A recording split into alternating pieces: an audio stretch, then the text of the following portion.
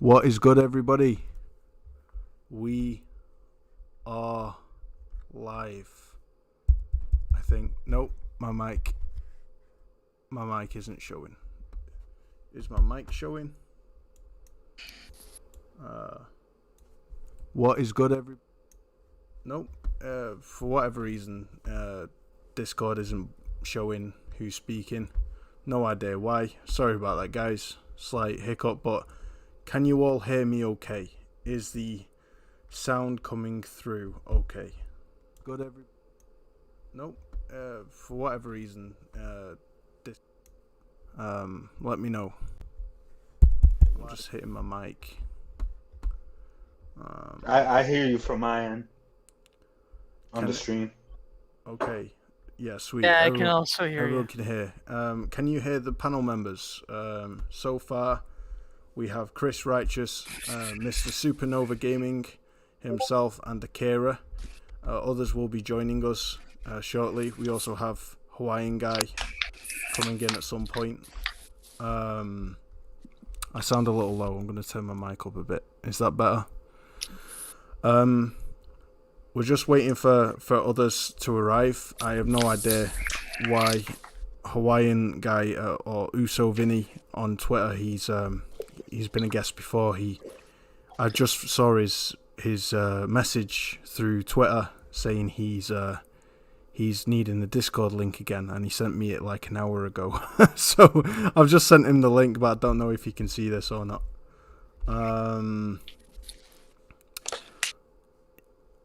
Okay, I'm going to turn my volume all the way to the max. Okay.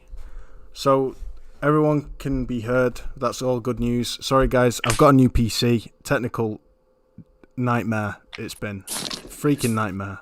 So worth it, but getting this podcast set up, I had to do it all from scratch. Hence why it's looking a little different today. But yeah. Hope you guys enjoy it, and more importantly, let's get on with the show. We have got such an awesome panel tonight. Still waiting on others, but they'll get here at some point, hopefully. But until then, let's introduce the ones that we have. So, very special guest, Supernova Gaming. It's an absolute honor, my guy. How are you? I'm good, man. Like I said, honor to be asked to be here, man. Yeah, honor's all mine, brother. Honor's all mine. Glad you're here. What have you been playing recently? Not a damn thing. I haven't been playing anything for probably about a week now. Wow. How come, brother? Just because the issue with my dad and COVID and shit. Just haven't really been in the mood, but that's why. Your dad has COVID? Oh yeah, you didn't hear? Yeah, my dad's in the ICU. He's been in the ICU for probably about almost 2 weeks now. He's intubated. He's more than likely not going to make it. So just haven't really been in the gaming mood. I'm so sorry, brother. That sucks. Damn. It is what it is, man. I don't want to bring down the no, not at all. The show though. So no, let's not worry about that. End of the day, my dude. You know, gaming's kind of pulled us through this tough kind of couple of years, but the reality is it's pulled us through a very, very difficult couple of years, and this couple of years has been kind of just the worst, like with family members and, you know, your personal health issues, and for you to be right on the receiving end of all of that in spades. You know, you've really got the so to speak, the terrible circumstances. I'm really sorry, but thank you for being here, man. It means a lot considering what you're going through. Yeah, no problem, man. Yeah, but yeah, it's great that you're here, Mr. Chris Righteous. It's good that you're here, brother. How are you? Hey, what's up? What's going on, everybody? Shout out to the chat. Please make sure you hit the like button. It's going to be a good one. Glad to be here, man. Hey, sorry to hear that, brother Supernova, man. Hope everything goes good for you, man. Prayers for you and your family. And shout out, to everybody else that's going to be joining. Shout out to, Akira. And yeah, I just can't wait to talk about these topics. As far as gaming, I've been playing Kingdom Hearts 2, and I'm about to start Skyward Sword today. So that's pretty much it. That's awesome. Yeah, absolutely. Chat's being very supportive. It's great. It's a great turnout so far. We've got shout out to people in the chat. We've got first timers like JFlex81. Hello from Holland. Hello, good sir. Thank you for being here. Mr. Toolman 55. It's great to see you, buddy. A new name. Although I recognise you, actually. You may be on other podcasts. Then we've got regular supporters. Social Destruct. He's going through a hard time too. Prayers for you, brother. It's great that you're here. Thank you. And Mr. Buck Roger. Saltiest Gaming. Who else? We've got... I think that's it so far. We'll have more to come. But yeah, thanks for being here, Chris. Mr. Akira, what's good? Yeah, that's good. I've been playing recently Doom Eternal on Ultra Violence difficulty. I was itching for a real, adrenaline-packed challenge, and Doom Eternal just goes non-stop on that. Yeah, it's just non-stop, man. It's incredible adrenaline what Doom Eternal can give. And what else? Yeah, I'm excited for event next week because, like I said, there's a Chinese indie game showcase and PlayStation is gonna be there, so might see some more games come up. Other than that, everything's good. By the way, Supernova, I'm sorry to hear what happened. I hope it goes well. Yeah, thanks, man. Let's do this. Let's go. Oh, our guest has arrived, Mr. Uso Vinny, otherwise known as Hawaiian Guy. You've been on our show 2 weeks ago, or was it 3? I don't know, man. I'm kind of this last few weeks has been crazy for me, so I've kind of lost track of time. But it's great. It's great to see you here, buddy, for a second time. How are you, mate? You good? Hey, man. Yeah, sorry I'm a little late. I wasn't sure if the show was starting or not.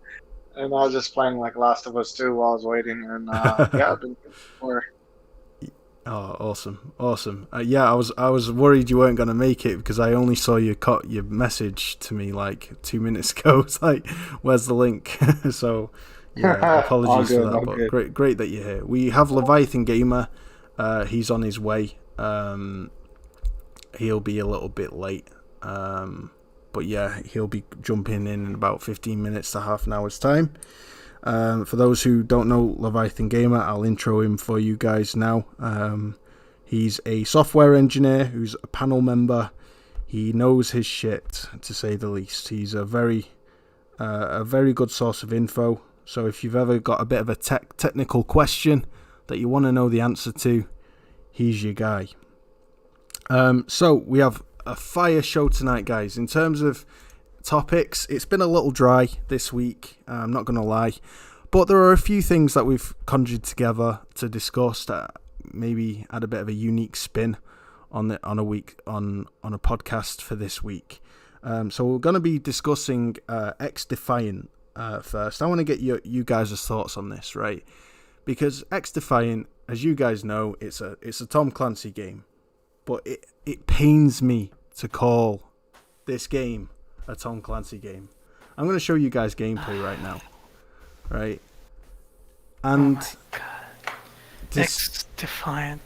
To say XDefiant and Tom Clancy in the same sentence hurts me. But I don't know how you guys feel about that. Am I being dramatic? Is it? Nah, because first of all, I've only seen like maybe a few seconds of gameplay of this game, and it immediately turned me on because it's just another generic first-person shooter.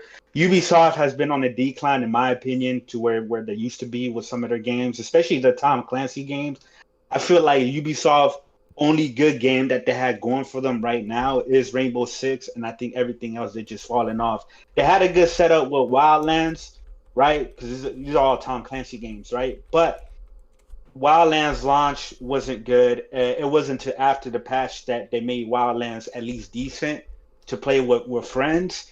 but then they came out with Breakpoint, which added more mechanics and shit like that. But it still wasn't. It's not a like. It wasn't a Ghost Recon game like a Tom Clancy type of game. But then this game right here definitely doesn't feel like any type of Tom Clancy game. Because whenever you hear like or see like Tom Clancy, whenever you expect like Ubisoft to make a Tom Clancy game, no matter what type of game it is, whether it be Splinter Cell, Rainbow Six, or whatever, or even Ghost Recon. Every single one of those games had a style to where they were all very tactical and technical. Yeah. This game right here is just look like just plain old generic first person. You know, is this gonna be free to play, right? Is it a free to play game? I don't know. I'm not even sure about that. I think it might be a free to play game. So to me, it kind of looks like. If it's a free-to-play game, we know it's not going to be of high-quality standards. It's going to be like Blacklight Retribution or some shit like that, you know. But even if it's a full-price paid game, it's Tom Clancy in name only. It's not a Tom Clancy game. Fact. Yeah. No. I totally agree with that. I said the same thing. They're just using Tom Clancy's name, but it screams nothing Tom Clancy. It really looks like, I don't know, the first game that comes to mind when I see this game is like it's actually less fun looking than Apex Legends, for example. Yeah, because it just really looks like it's like a shooter with nothing new going for it. Basically, it's just they just used the Tom Clancy's name because a regular Tom Clancy game in the way that we would think of it probably isn't going to lend itself well to a model where they can monetize it. And something like this will, so they'll just slap the Tom Clancy name.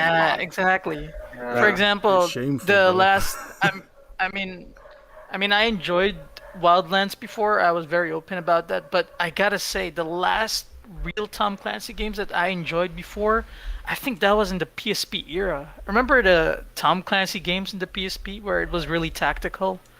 Mm-hmm. And you had actual teammates that you can strategize on what to do, and you can basically take control of all of them. Do you remember those Tom Clancy games? Yeah. I mean, that's what I'm saying. That's what I said with like Ghost Recon as well. Like GRAW 2, like what was it, Advanced Warfighter, right? Like GRAW 1 and GRAW 2. Yeah, exactly. Them shits were crazy on the 360. Like when them shits came out, them shits went crazy. And then Rainbow Six Vegas, right? Yes. There hasn't been another. And I love Siege, right? I think Siege is extremely good, right? But Rainbow Six Vegas was like the online play, and the fact that it was a first person shooter, but it had a third person cover based system, added a whole new element to a game that no other first person online shooters has done since then. So it was like a unique one of a kind of experience with Rainbow Six Vegas and how that game was compared to the games that were first person shooters that were going on in this time, which Call of Duty was popping off, and then you had all these clones and shit coming out. Like Vegas was like the one that was like very different. And that's what like Ubisoft always did. Like they always made games that were just like different than the genres that they were in. Now that they just everything is like completely watered down and shit like that. Like and the Division 1 as well. Like I love the Division 1, but I didn't get into the Division 1 till about a year later. Right after like a lot of patches and shit like that, and I fucking loved the Division 1. It was really good, and then the Division 2 came out, and it wasn't the same. Like, and then ever since then, all the Assassin's Creed has been on a decline. They're never gonna give us back Splinter Cell, right? They keep fucking playing with Splinter Cell. Then they're coming out with all these other generic type of games and free to play games because it's not their only.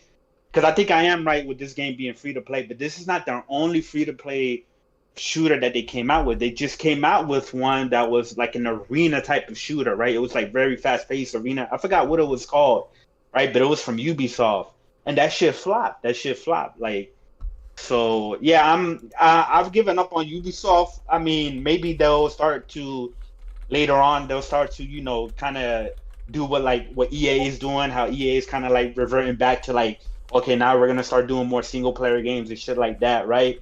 Maybe Ubisoft can do that shit, but all of these games as a service that they're and watered down that they've been doing to all of their franchises, I just don't want anything to do with Ubisoft as of right now. in my opinion. I feel like Yeah. EA have gotten tired of being the bad guys, and now they're pretty much putting Ubisoft to shame. I know they still do like shitty practices in their sports games, and but I mean even then they're like, I don't know whether this whole dynamic motion is a buzzword or whether it does make a difference, but they are trying to improve the quality a bit more than they were doing in the past, and I feel like Ubisoft have kind of swapped places now, because they're becoming pretty infamous for their terrible monetization. Like, it's becoming a bit of a joke in some of their games, the monetization that they're doing, like in Ghost Recon Wildlands. It's just basically a big online shop now. Yeah. So many microtransactions. You what? Sorry, Vinny. Say that again. Oh, there's so many microtransactions in Breakpoint now. It's ridiculous. Yeah.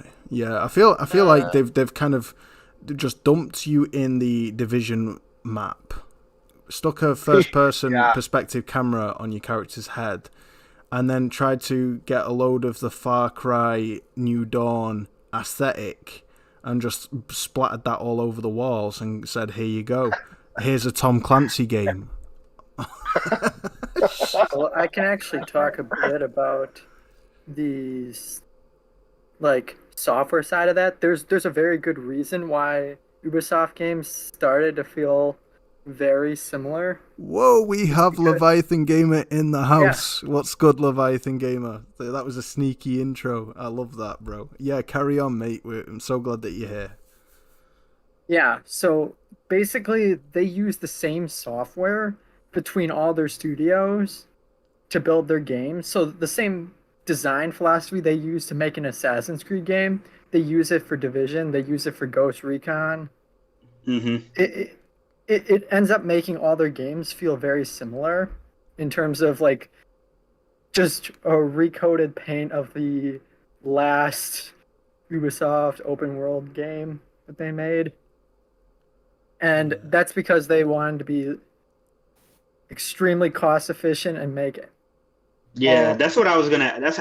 I was just about to ask you that. I was gonna ask you, do you think they're doing this for them to be more efficient in producing more games, even though it does go into, like, it does lessen the quality, of a lot of their games and franchises now? Yeah, that's exactly why they're doing it. It's just they want to be as cheap as possible. And plus they want to make open world games, because it got leaked a while back, but the executives wanted all their major titles to be open world games, even if it didn't necessarily fit the franchise. So what ended up happening is the only way they could sustain that many different open worlds is a generic copy-paste formula solution. Terrible. It baffles my head, though. I mean, look at this. Look at these 4 characters. This chick right here is an Echelon. That's right. She's from the Splinter Cell universe. What on earth are they thinking? Like, how is this Echelon? How is this Tom Clancy Splinter Cell? Everything about it just feels, tacky. I mean, she's got an invisibility cloak. Oh, come on. Yeah. It feels like there's... And they keep putting Sam Fisher in everything except a Splinter Cell game. Like, they put Sam Fisher in Wildlands, and I think he might be in Breakpoint now. They put him... He's an operator in Rainbow Six Siege that you could use. He was also in... what was the other game? He was in another game that they added in him. They're whoring him out, really. They're just whoring him out. Yeah. Putting makeup on him to tell him, hey, bitch, go on that corner and make us some money in some game that has nothing to do with you. It's that Ironside voice. They just want Ironside and everything, don't they? Sam Fisher. The thing with the Ubisoft is, I always said it before, that I always had this feeling that after the PlayStation 3 era, actually PlayStation 2, Ubisoft kind of started declining even more, and then the last time, I don't even remember the last time I was excited for a Ubisoft game anymore. I think the only time I remember that I was excited for a Ubisoft game was uh Black Flag, Assassin's Creed Black Flag, I think. It's the last time I felt really excited for a Ubisoft game. Then after that, I really did not feel any excitement for any of their games at all. I bought Ghost Recon Wildlands at $10, and I tried it just for the heck of it because I had nothing to play. And yeah, I did like it, but I didn't want to have it in the first place. Basically, that's what I meant by I'm not really feeling them anymore. Even their E3, I mean, they showed some cool stuff, but I'm still really not feeling it. I think the only game that I like from everything they've shown so far is that what was that called? That sports game where you can ride a bike, you can ride a skateboard. Oh, Riders Republic. Yeah, I think that's the coolest game that they came up with. It was actually got delayed. it was pretty original in my opinion. You know, when it comes to sports games, it's a bit pretty original. It's you don't see that in other spiritual games. successor to what's it called now? That snowboarding. SSX tricky? No, I've got it on my Steam. 1080. No, hold on. I'll find it. I'm just opening up my Steam now, and I'll. I remember which Steep. one. I just can't That's the remember one. name. Steep. Steep. Yeah. It's a I like spiritual. that game, Yeah. It's a spiritual Yeah. successor to Steep, and Yeah. and yeah. Yeah. I'm Oops, saying sorry. Ubisoft really is feeling a bit samey. I'm gonna confess I didn't get I did not get Origins, I did not get Odyssey, and I did not get Valhalla. I really think they didn't really appeal to me at all. The change in formula for the Assassin's Creed games, they didn't really appeal to me at all. Because like I said, the last one I enjoyed is Black Flag. Splinter Cell is still a freaking shame that they're not really making another one. I mean, imagine that game in next gen. They were pretty ahead of time back in the day with their Splinter Cell games. And I don't They not understand only why. that, It's not like the stealth genre is dead. The stealth genre is still around. So I don't understand why they're so against making a Splinter Cell game that people clearly want. I think it's effort. I mean, you can like, for example, you can imagine like Metal Gear Solid 5 type of quality, right? But for a Splinter Cell game, it was so ahead of its time back in PS3, if I remember correctly. Yeah. PS3 had this a Blacklist. Splinter Cell That's the one. Blacklist. It is like I think Chaos absolutely Series. phenomenal. Chaos Series is exactly. my favorite. Yeah, Chaos It Series is my was favorite. ahead of time. The Splinter Cell games were so ahead of time that I'm not understanding why not bring him to when they have next gen capabilities. They got It's- next gen capabilities, man. I don't know. I don't. Especially since like Metal Gear Solid is like out of the loop right now, right? Mhm. Unless they obviously they're probably doing a remake and shit like that. But it's like the Snake versus Sam Fisher like there's a void right now, right? There's not really like two hardcore dedicated tactical stealth games like Splinter Cell or Metal Gear Solid. You know what I mean? It's like. So I don't know, man. And then another thing is like Ubisoft, they showed a trailer for Beyond Good and Evil 2, No. which is a hot 4 years ago. 4 years ago, Yeah. which is a Yeah, highly I'm still anticipated waiting. game. It's a very highly anticipated game from the cult classic Beyond Good and Evil, right? And They tried to go Star and Citizen they with it, haven't they they? just recently said that they still not even like close to being done with that game. So I was like, bro, I don't even know. I don't even want them to make it. You know the I thing think that they're gonna concerns clearly me ruin it. about this, Chris, is that I think they're putting all their assets and only having small teams work on these ambitious titles because they want to pump these games out quick, and so they're putting up most of their personnel on this recycled almost asset flips. You know, it's how I feel anyway, and all these ambitious titles. I mean, look at Blacklist, right? Look how long that took to make, and look at the ambition behind it. It was made by Jade Raymond.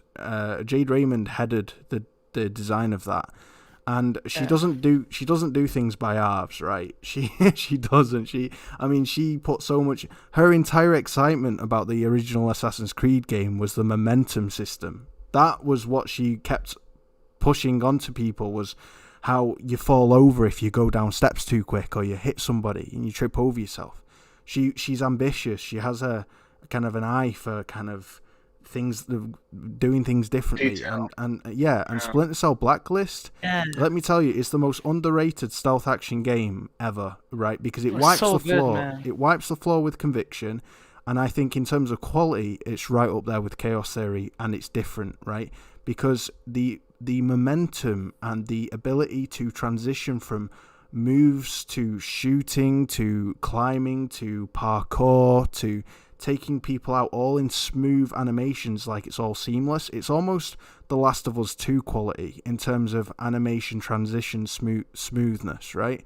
And bearing in mind this was like made 5-6 years ago, this game, and it's like a real John Wick simulator. It really is. Exactly. It makes you feel so freaking badass. It's nuts. But I wanted If to know you how. try to Go on, sorry. mate. Go on. But Go hold on, on. Kieran. I want Sorry, no, to so I mean, the if you thing.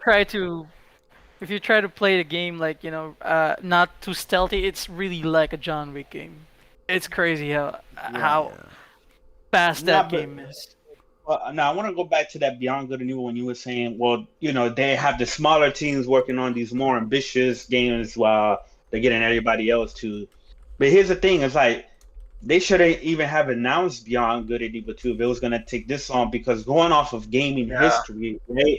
For as long as I've been gaming, right, close to like 30 years now, going off of gaming history, every time they show a game and they, and it seems real ambitious, and it don't come out till about 10 years later from when they initially showed it, it's always bad. It always goes wrong. It always goes bad, right? So it's like we just saw that with Duke Nukem, right? We had that with Final Fantasy Versus 13 that later turns on to 15 and stuff like that. And it's like I don't like, that's never a good sign to me. So that's especially how Ubisoft is the way Ubisoft is structured right now, and like modern day Ubisoft. Yeah, man, I'd rather them just not even bring out the game, because it's probably just gonna be hot trash. Yeah. So They Mr. plan to make Supernova, what's your thoughts on this, bro? On the whole XDefiant business and what this says about the Tom Clancy name and Ubisoft. Do you think they're kind of just lost ambition, or do you think do you see them turning around and doing things differently in the future like EA have done, or is it just going to be a hot pile of trash for another 10 years before we see even Beyond Good and Evil, to be honest? It's hard to say. I mean, I'm of the opinion that for me, for the last probably 5 years or so, I've felt that Ubisoft's like one of the laziest, studios around, or publishers around, that they just do copy paste over and over again the same shit. They're not really trying to push any boundaries. They're just kind of being lazy about it. So when I look at XDefiant, I just see Ubisoft doing what I expect Ubisoft to do, which is the least amount of work possible to try to make as much money as possible. And is that going to change anytime soon? I don't know, but I mean, to me, they haven't really shown any indication that they're trying to do anything differently. They've just been doing the same thing every year over and over and over again. And XDefiant just seems to be another, step in that same direction. I really don't think Ubisoft gives a shit, because Ubisoft is still making money. Here's a big question for you, Nova. EA or Ubisoft? Which do you prefer? I'm taking EA. I enjoyed Take-Two so much, man. I couldn't believe it was EA who published that. Yeah, if I had to pick one over the other, I would pick EA over Ubisoft, because at least EA does make games here and there that I think are good, or that I think are doing something different or special, whereas Ubisoft doesn't at all. Yeah, Take-Two was just so good, man. Take-Two was such a surprise. I need to see that game. I need to play that game. It Takes Two? No, play with your fiance. It Takes Two is an amazing game. A lot of people were sleeping on that. And when I saw the trailer for it, I was like, yo, what is this kiddie shit, right? I love the trailer. My friend, and it's a really good, creative, imaginative, well-polished, well-thought-out game. It's a really good game. That dude, the director, he's a really creative guy. I mean, he's been doing this with A Way Out and what's the other game? Brothers, I think. And, fuck the Oscars guy. Yeah. He is really creative. He has such creative ideas. When I was playing It Takes Two, I was just blown away how creative it can get. Yeah. It was just not, it cannot be boring because you always he always keeps on throwing new shit at you while you play. It's like a lot of games into one. That's what he did with It Takes Two, and it's so fun with a partner. By the way, if you're gonna play it, you need to play it with someone. You have to play with someone, right? Your You can't play by is yourself. perfect, by the way. Play with your new fiance, Willie. You what, Chris? Yeah, Sorry, I mean, you what? Hawaiian guy. Say that again. Oh, play with your new fiance, bro. Yeah, bro. Yeah, I don't think my fiance would ever pick up a game. To be honest, I mean, she used to play Crash Bandicoot like when she was little, but she kind of is off the idea. So yeah, I need to find someone to fill that hole. No innuendo intended. No, really, I really think It Takes Two is an exception. I really think she's gonna like the game. To be honest, I hope so. I'm really serious. That would be Because cool. I think people. I think It Takes Two is really meant for couples, to be honest, because of how it was set up. Yo, Everybody who played the Salty, game where would know you what I at, bro? Where you at? Me and you. Come on, let's do this.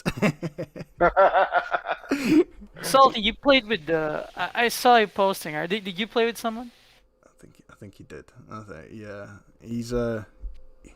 He's been lapping up Xbox recently. He's turning into a right bleed greener. Bless his cotton socks. He's been. Yeah, bless his cotton socks. He's getting the paycheck as well. Yeah. Got the paycheck. And me, I've been turning into a right PC Master Race guy. Yeah. Flipping heck, I am loving this computer. Let me tell you, I treated myself Also getting a paycheck. Yeah, after I bought my missus an engagement ring, I thought, right, you know what, I deserve to treat myself for this. So I bought a Lenovo T7 Legion with a 3070, 32 gigs of DDR4, a terabyte SSD, and a 11700K i7 CPU, and I've never witnessed power like it. I'm so happy. I can play Armor on Ultra at 1440p, solid 60. Armor freaking 3, the hardest game to run in history, runs like a piece of cake on this bad boy, and it's So only good. a 3070.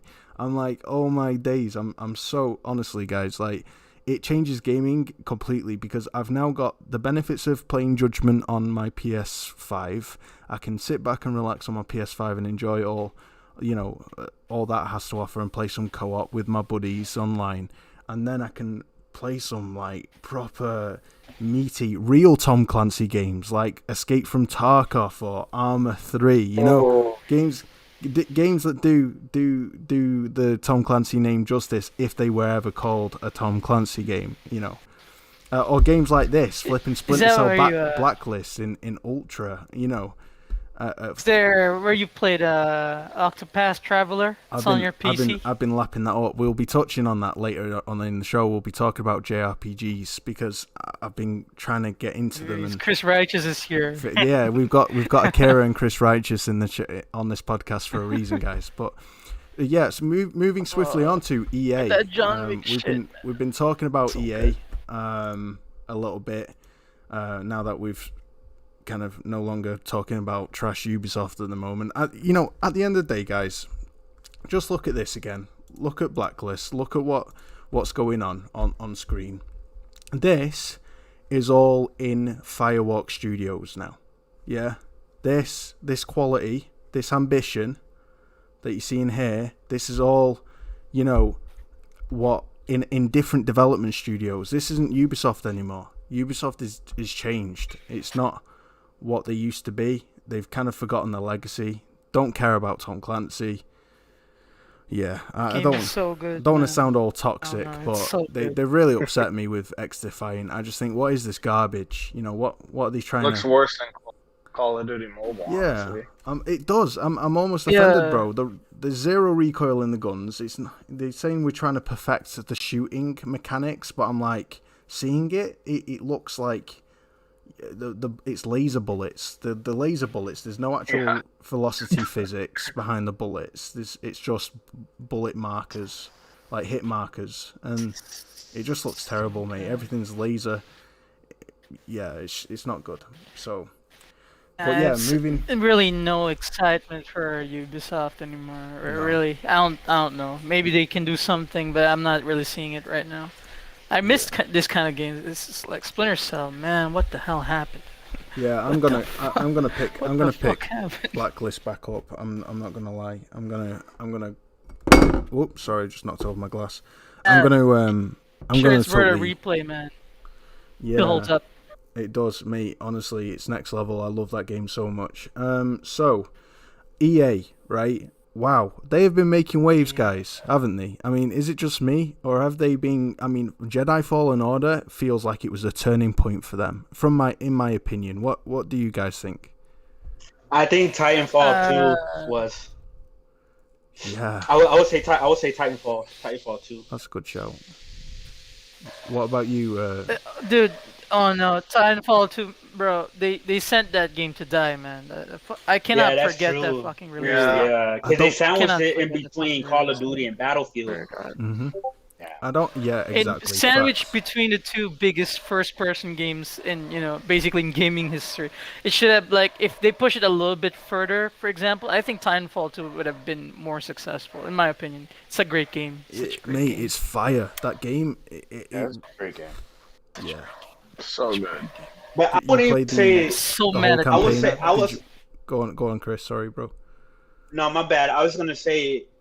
Okay, so like Titanfall 2 was it was critically a success, right? Maybe not financially as far as what they probably Yeah. wanted it to sell, but that was EA's own dumbass fault. They shouldn't have released it in the holiday sandwich in between Battlefield and Call of Duty. It should have been like the next March. You know what I mean? I think it probably would have I was turned out so better. mad about it. But it wasn't that. It was also like, okay, Jedi Fallen Order is a success because it sold 10 million. And it was received fairly well and stuff like that. I just beat Jedi Fallen Order like 2 weeks ago as well.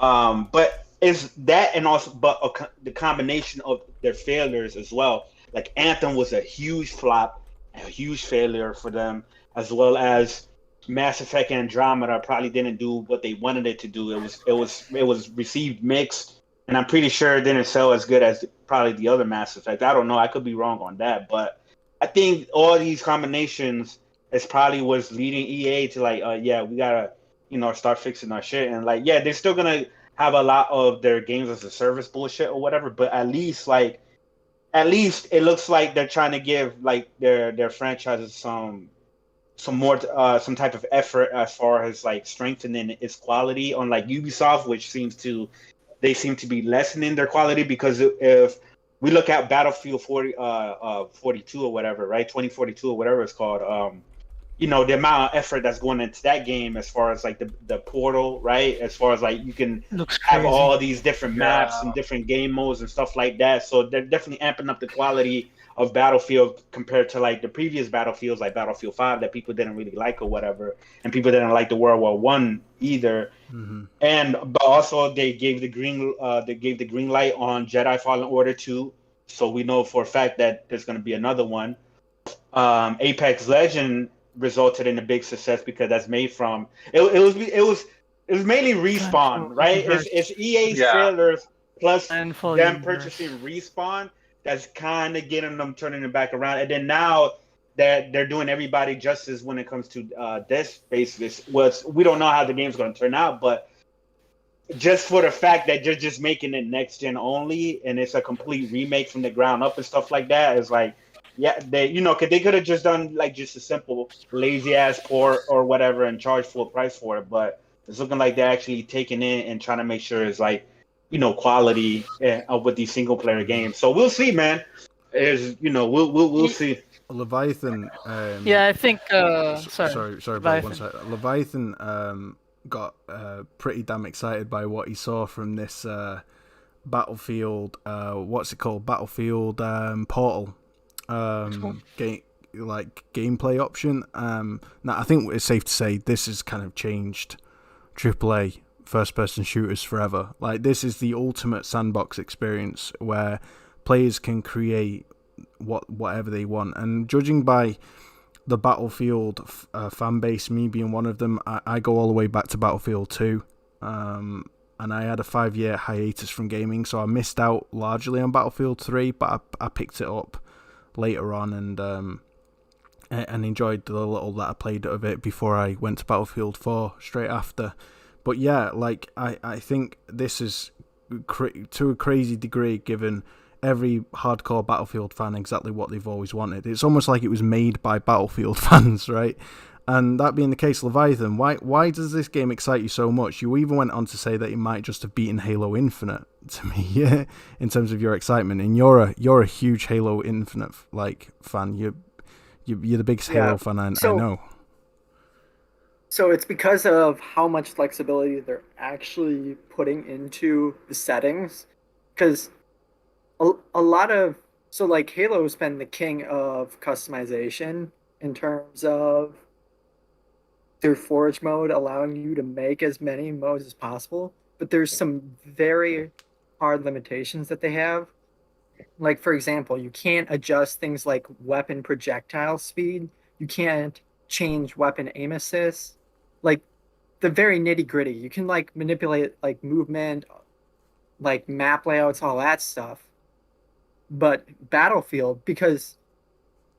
So my biggest issue that I've had with the Battlefield franchise, and has been getting worse over the past couple of years, is I'm not a fan of aim down sights slowing down movement speed in like any FPS, because this is a pretty common thing in most FPS games, and Battlefield didn't used to work like this.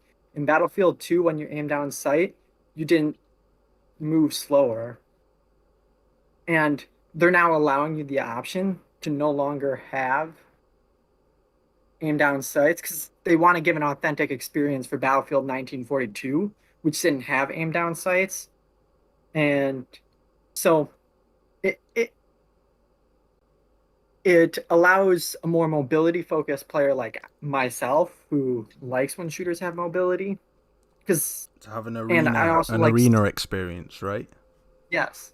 And the other thing is then the weapon balance has been going down. Basically, Battlefield started to decline when they did Bad Company, because that's when they started manipulating movement speed. That's when they decreased the jump height. That's basically they were making it more realistic, which is fine and all. But then, as someone like myself, I slowly start to get left out of the franchise. And since I prefer smaller game modes, Battlefield, it's been too difficult for them to support a good balance. Like Battlefield 5, it's painful. Battlefield 1 was a nightmare in terms of small modes because they had random weapon spread. So like if you press the stick in any direction in Battlefield 1, your bullet will go off in a random direction, even aim down sights. So moving in Battlefield 1 and shooting is just painful. So like now they're giving the flexibility to manipulate all these variables and actually make a game mode. Or at the very least, even if whatever that game mode isn't popular, you can at least make a Battlefield 1942 experience, which is closest to that more arena style feel out of any of the Battlefield games. After that, they've slowly moved away from that. Mm-hmm. So this is the first time they've actually catered to me in almost 15 years, something like that. Yeah. Battlefield 2142 was the last one that really was insanely enjoyable. Like I would just play Battlefield because of friends. Sense. So to just to clarify, that literally they really are excluding, giving you the option to exclude ADS in game modes. Where did you read this? Put it on their blog post where they said, yes, you can disable aim down sights. That's can awesome. Tweak basically any of the weapon settings, projectile speed.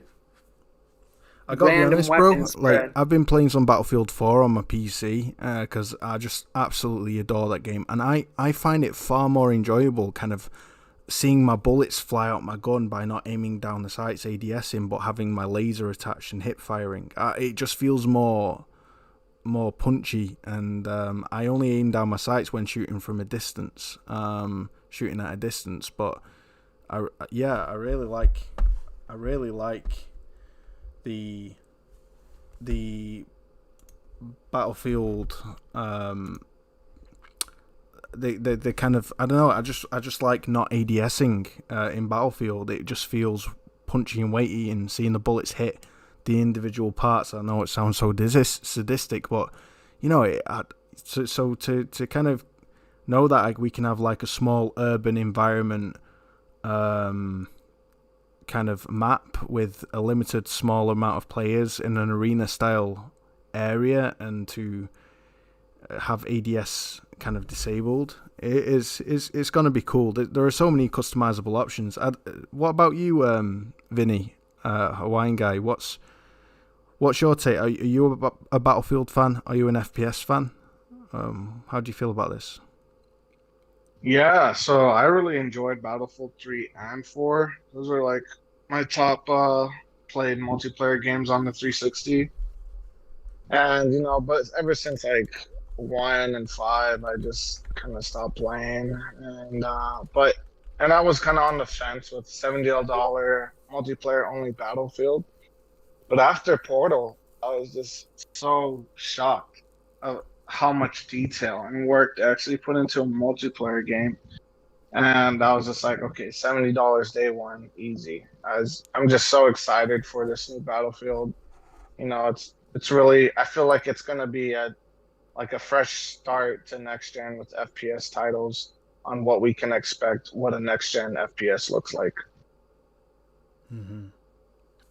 Yeah, facts. Yeah, that's my only concern for Battlefield 2042 is the frame rate, because in the footage they had, the initial gameplay trailer, it was running at around 40 FPS, like I frame counted it.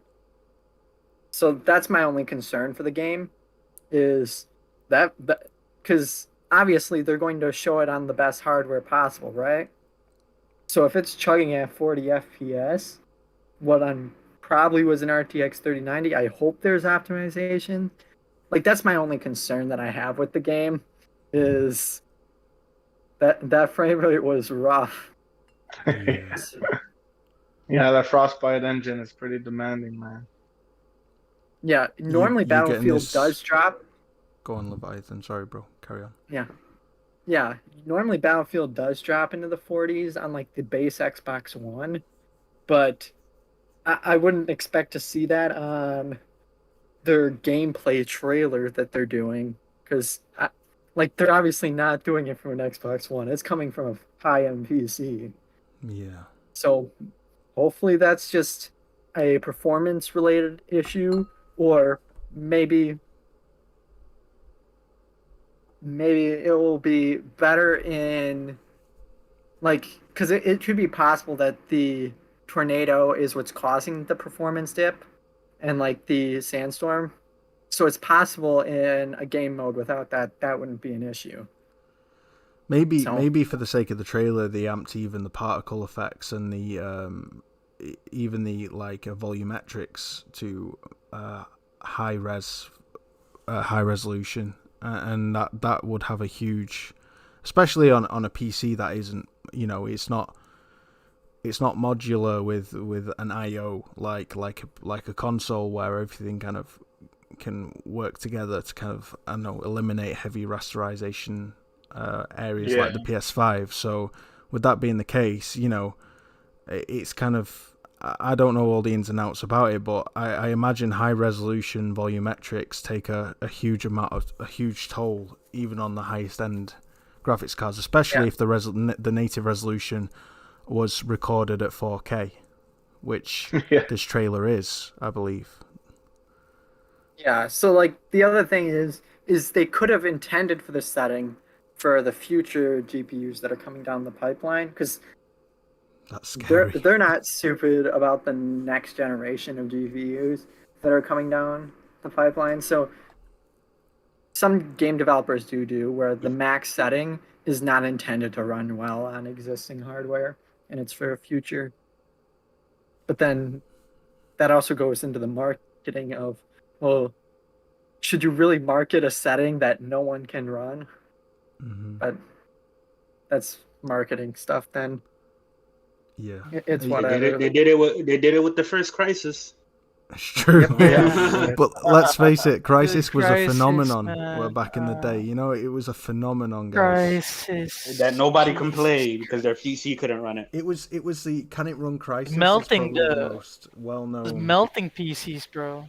There's like footages of that game melting PCs. Bro, I remember when the It 3090 gets so when the hot, bro. 3090 was revealed at that insane Nvidia kind of showcase.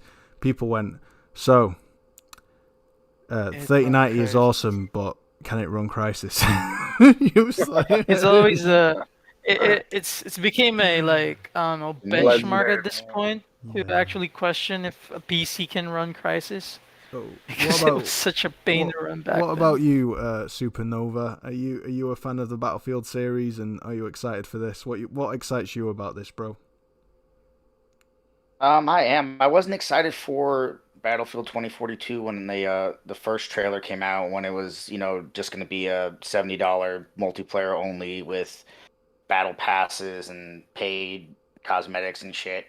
I haven't seen a whole lot about the Portal, so I don't know as much about it as you guys do, but I'm definitely more interested in it now that the Portal mode has been unveiled.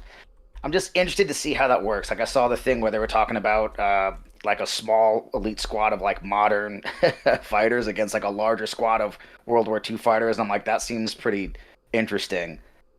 So yeah, I'm definitely a little bit more excited about it than I was prior to the Portal. I almost wish they had shown the Portal when they made the original announcement. Yeah, definitely. The only thing is, so this kind of goes into competition, is the only major competition for Battlefield Portal is Halo Infinite's Forge mode. So they might not want to, say this is all the features we're offering. Like, that's the only reason that I personally would have not shown it at the initial release, is so 343 Industries don't have time to turn around and add whatever feature. Because there's features that Halo's yeah, Forge but I doesn't mean- support currently. Halo's only Xbox and PC, though. Battlefield's going to be on pretty much everything, so I don't necessarily think that Halo would really be competition for Battlefield. Well, No, but in he was that- saying how- it's the how only. He was saying that they're the only competition in that regards, as far as like having this Yeah. Call of Duty like is Halo going to be a Forge competition. and the This- Portal, right? Like the Forge and the Portal. He's comparing the Forge and the Portal aspects of it, like did the different maps and whatever. Yeah, like Yeah, like custom thing games, it- pretty much. It's two Yeah, making sandbox custom FPS games. experiences kind of going head to head to a degree because, at the end of the day, which will do smaller scale better. I'm more real. I'm more of a sim junkie. I love like the armor and the armors and the kind of, I don't know, playing a bit of Dead Side at the moment, which has it's kind of a semi-realistic FPS sim. Escape from Tarkov, that kind of stuff. Yeah, I love Squad. I was a huge Project Reality fan back in the day, even though my Windows 98 PC could barely run it. Yeah, I was a huge fan back in the day of Project Reality. So, Battlefield 2042 is right up my street. But that being the case, I wanted to touch on this. It's actually in the thumbnail. Also, arena shooters making a comeback. Are arena shooters making a comeback? Because people have been playing that. What's that Portal FPS game? I've been playing a bit of it too. It's called Splitgate. Now, people are loving this game, and it's on PlayStation 5. It's so low res, it's ridiculous because it's the base PS4 version, right? They haven't got even a PS4 Pro version out, right? And it's like 700p probably. It's so low res, it's embarrassing. Clearly a Halo asset, kind of heavily inspired. Some people would call it a rip-off, right? With a really cool Portal mechanic. Works exactly the same as the video game Portal, right? Identical. even the same colors, I think, if I remember right. And so it's kind of got these bare bones basic arenas. It's even got this hold the ball for as long as you can and stop other people from killing you to take the ball. It's same kind of mode as Halo has, and people are loving it, right? And yet these same people who are loving Splitgate have been saying, "Oh, I'm not excited about Halo Infinite whatsoever." I'm like, how can you be enjoying this game that's clearly going to be subpar to Halo Infinite? It's not going to be at that game's level because it's far lower budget. It's a far smaller dev team, and you know, Halo has seen major improvements over the last year of development. They've certainly kind of bringing their A game now, and it seems like they finally got their heads out their asses and they're sorting shit out, which is you know, kudos to them. What I saw at Xbox E3 got me excited, right? So I don't know, guys. Are arena shooters making a bit of a comeback? Have you guys played Splitgate? What do you think of it? Yeah. So I think like it started with Doom Eternal making a comeback, because as we can all agree with, like that's probably like the greatest arena shooter we have right now is Doom Eternal. Mm-hmm. Yeah, but that's single player, not multiplayer. Yeah, that's single player, and I think there's like multiplayer in Doom Eternal. Yeah, but nobody played it. Nobody played the Doom multiplayer. Yeah. But like a lot of the people on the Xbox side of the camp want like Bethesda to release a new Quake, and I think people are starting to see the appeal of like fast-paced first-person shooters, no ADS, just like all-out chaotic fun multiplayer. Unreal Tournament. And so I think that's why Splitgate kind of exists now, because they saw the appeal of Doom and all these other arena shooters, and they're like, oh, let's make our own thing. And so I think like right now is the prime time, because we've been getting kind of like the same recycled games like we've talked about earlier from Ubisoft, EA, and whatnot. And I think it's about time we bring back an old genre into 2021. How that happens, because we will go through an era of gaming where like it will have a genre that's like over, saturated or whatnot. People get tired of it, and then we won't get any for a long time, and then all of a sudden it starts to come back, and people start to it starts to get more popular and stuff like that than what it was before. Like as far as like arena shooter, I don't know if any arena shooters are coming back, because I haven't been playing any, but it's like some people have been playing, Splitgate and whatnot. But I loved Unreal.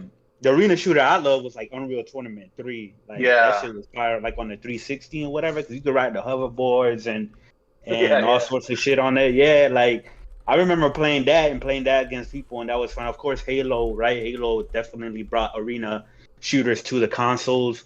I think Quake was like probably like the original multiplayer arena shooter, if I'm not mistaken. I'm not sure. The pioneer. Quake was like it's pioneer. So I think grandfather. I think Quake coming back, it'll definitely catch more people's interest and whatever, because that's how things work, man. It's like after a while, when something like is dormant for a long time and you bring it back when the game is more popular than ever. I don't care what that pie chart said about the consoles not selling as much as the PS2. I don't care what that pie chart says, Willie. You know what I mean? Gaming is more growing and is more popular. I stand by. That was a bogus as fuck pie chart that I thought he was sharing. It made no sense to me. Like, said that? He was showing this pie chart of like PS4 sales and Xbox One sales, but he had in one generation, and then he showed the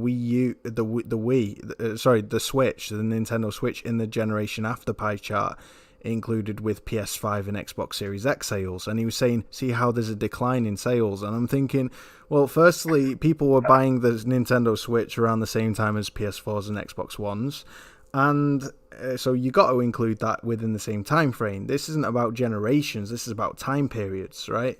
And there was just so many things about it that I thought were flawed. But hey, he didn't make it. He was just guilty of sharing it. But yeah, it was bad. My whole thing was like when compared to like the PS2, because people say, well, look at the PS2 I sold, I think is now like 165 million, right? From when I seen that pie chart, it said 165 million PS2s, but then the PS4 is at 117, 118, or 116, right?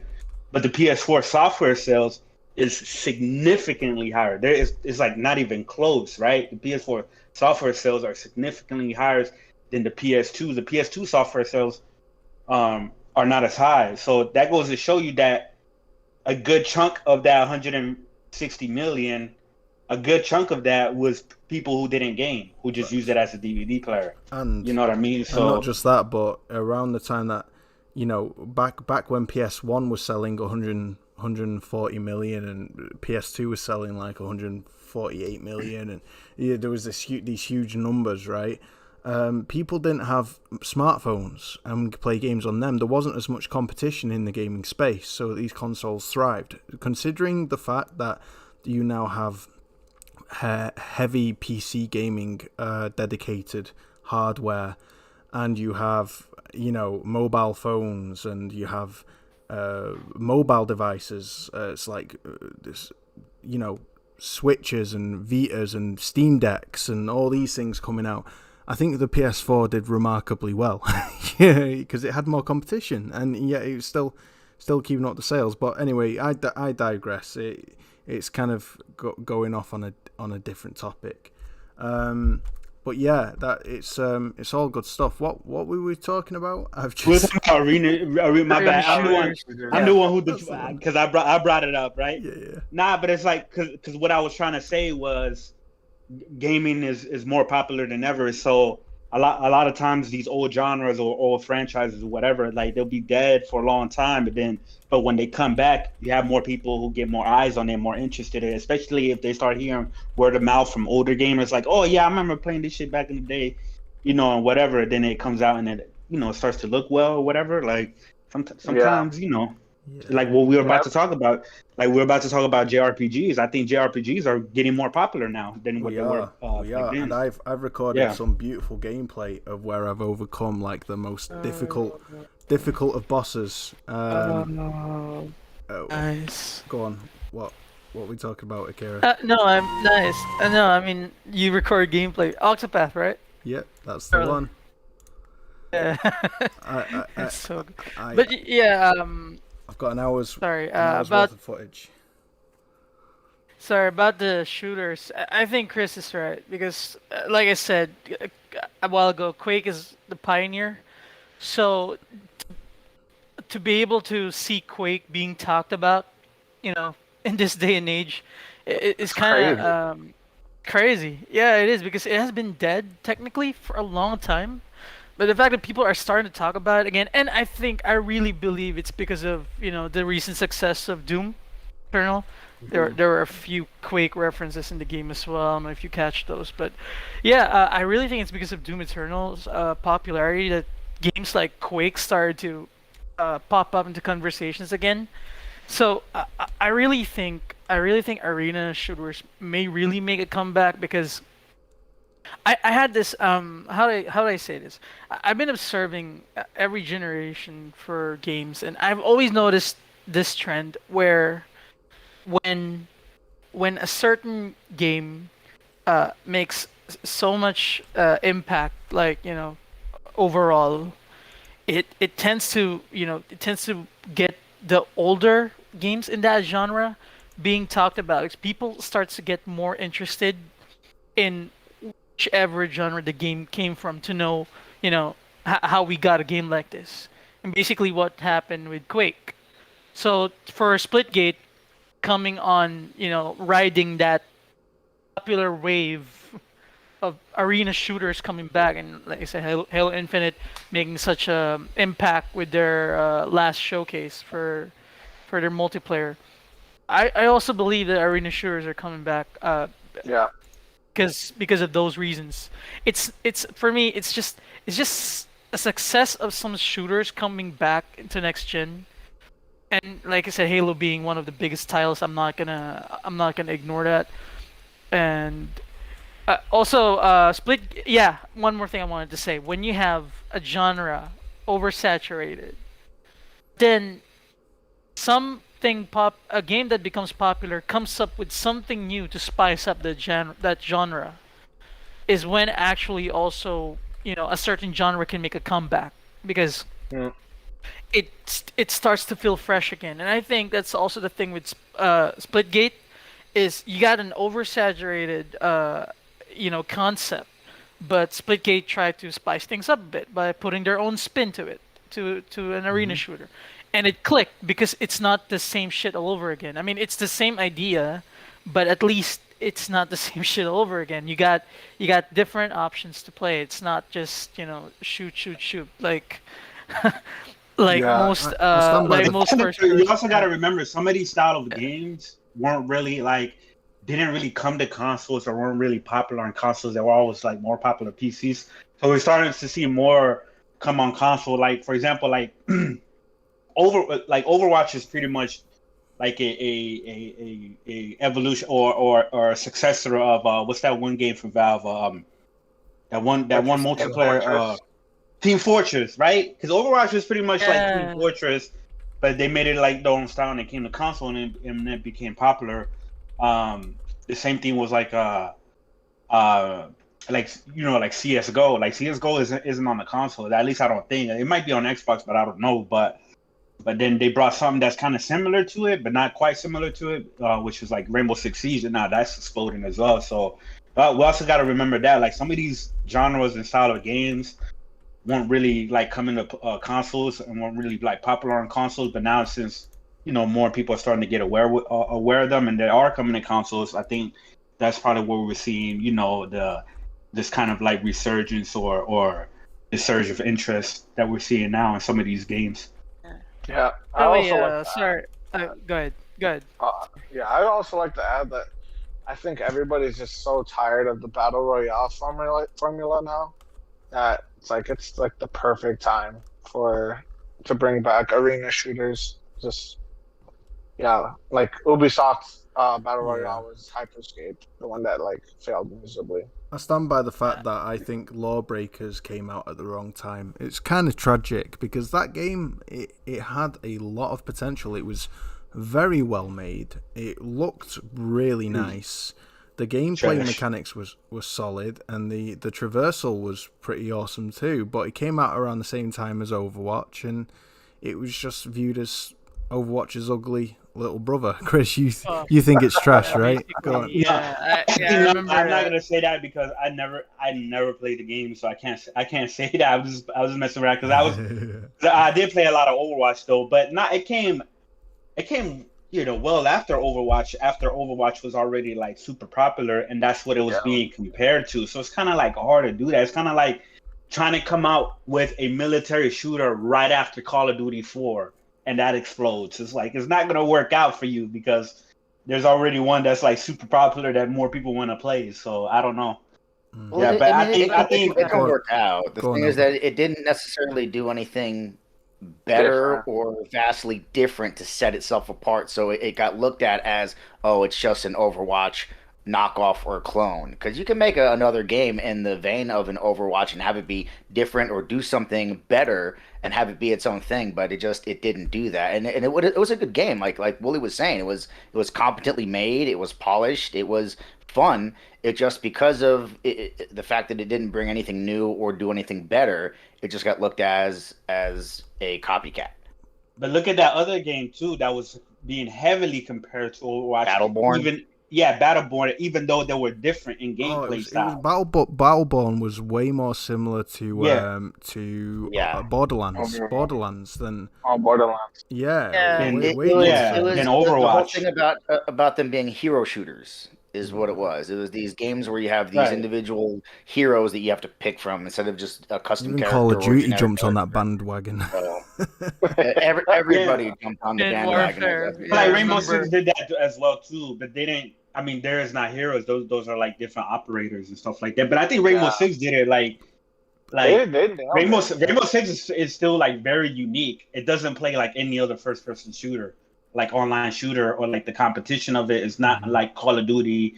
I think it's like way better than those games because it's like I just think way more the competitive and tactical. the community is so toxic on console. Like the only way you can have a, Yeah, a relatively yeah. solid experience is on PC, where people take it a little bit more seriously. But yeah, you just get team killed at the beginning for being, I don't know, not high level enough, and which baffles my head because those guys aren't high level because they spend all the time team killing people. It's like, Nah, yeah, but I always used to play with like actual like some of my I'm real jealous, life bro. friends. We play but there's been because I only play because I know exactly what you're talking about. Because every time I would go and play for myself, even if it was a rank match, which rank match people tend to take a little bit more seriously because the actual it affects like your permanent stats, right?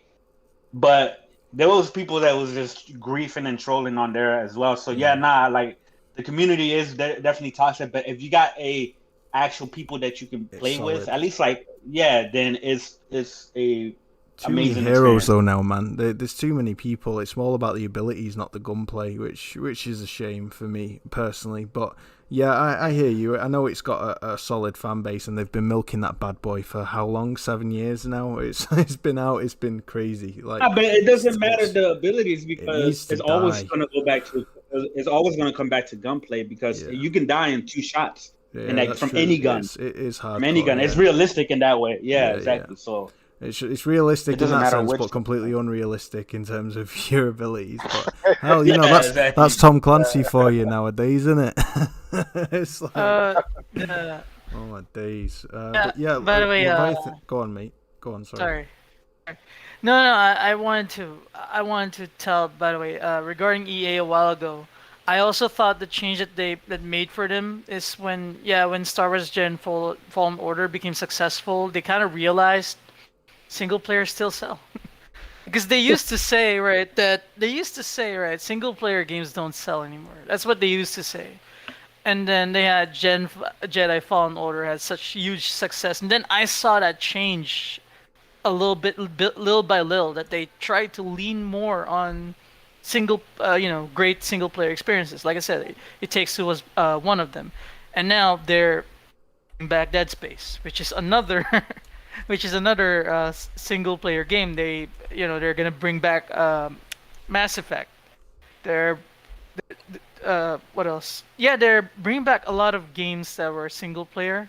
It's why I never thought I would say this, that I could prefer EA over Ubisoft, because I think they're kind of realizing the mistake about looking down on a single player experience, basically. So is what I was trying to say. I think we have Sony to thank for Dead Space coming back, because I think other companies are seeing the success of like Final Fantasy Remake and single player Remake, Resident Evil, Shadow of the Colossus. People love that shit, dude. Like, I feel bad for the developer. Though. I feel bad for the developer of Callisto Protocol, because the original Dead Space. He developed that Dead Space, and that was his baby, right? Dead Space wasn't an EA game; it was his game, right? And EA published it, right? And EA have gone, let's remaster and remake from the ground up his work, his vision, his baby, whilst he's in the middle of making and releasing his vision and baby, which is a spiritual successor to. He's gonna go against his own creation. It's tough. I'd like to think that if they do release at a similar time, sorry, Akira, I'm getting feedback, bro. It's alright.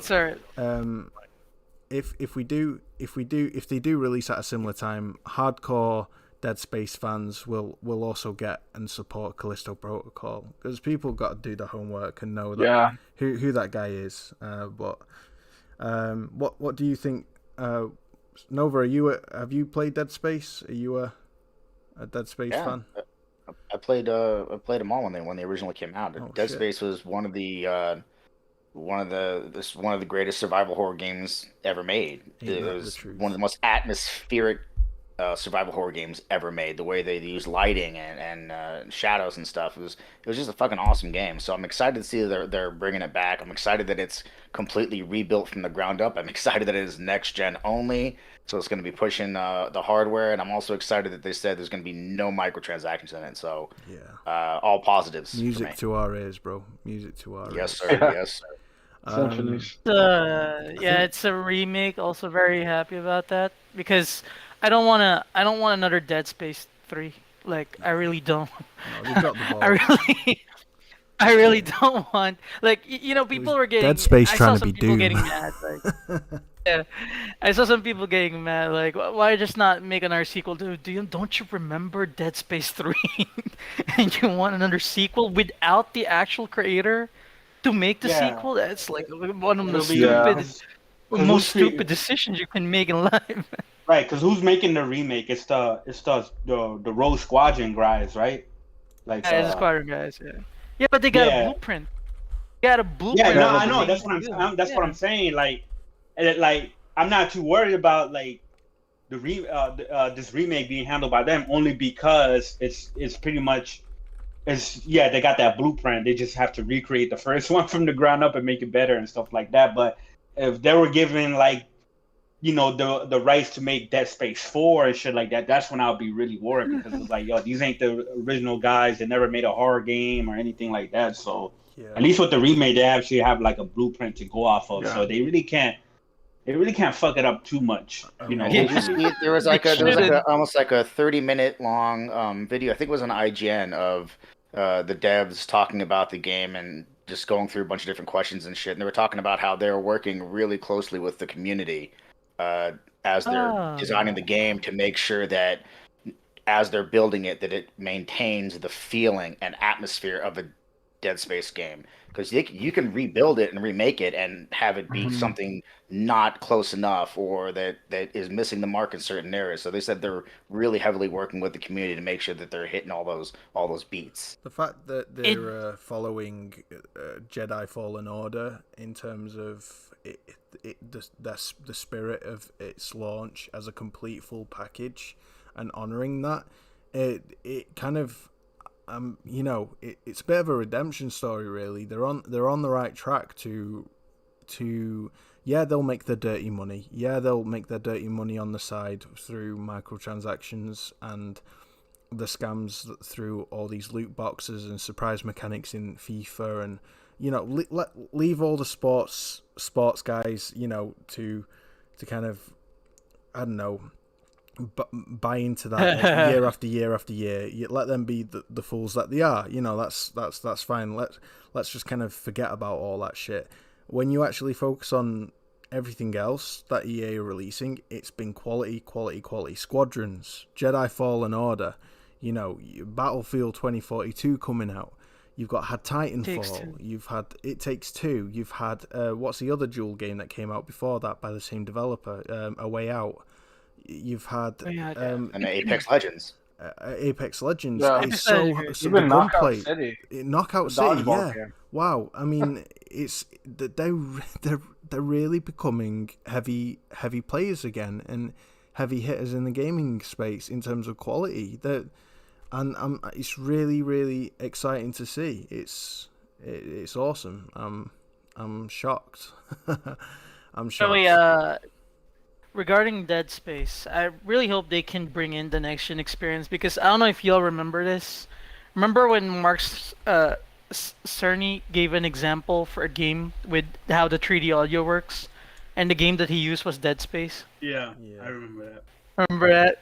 He said something like, when you play Dead Space, he said, and you'll be hearing where exactly the enemy is because of 3D audio. Well, in that video, like I was talking about, the devs they were talking about the 3D audio, and they said that they're going to be having it be using spatial audio to where you'll know exactly where enemies are. They could be either to the left of you, to the right of you, in the vents above you. So I'm sure they're going to be using either Dolby Atmos or the Tempest audio engine to get sounds above you and shit.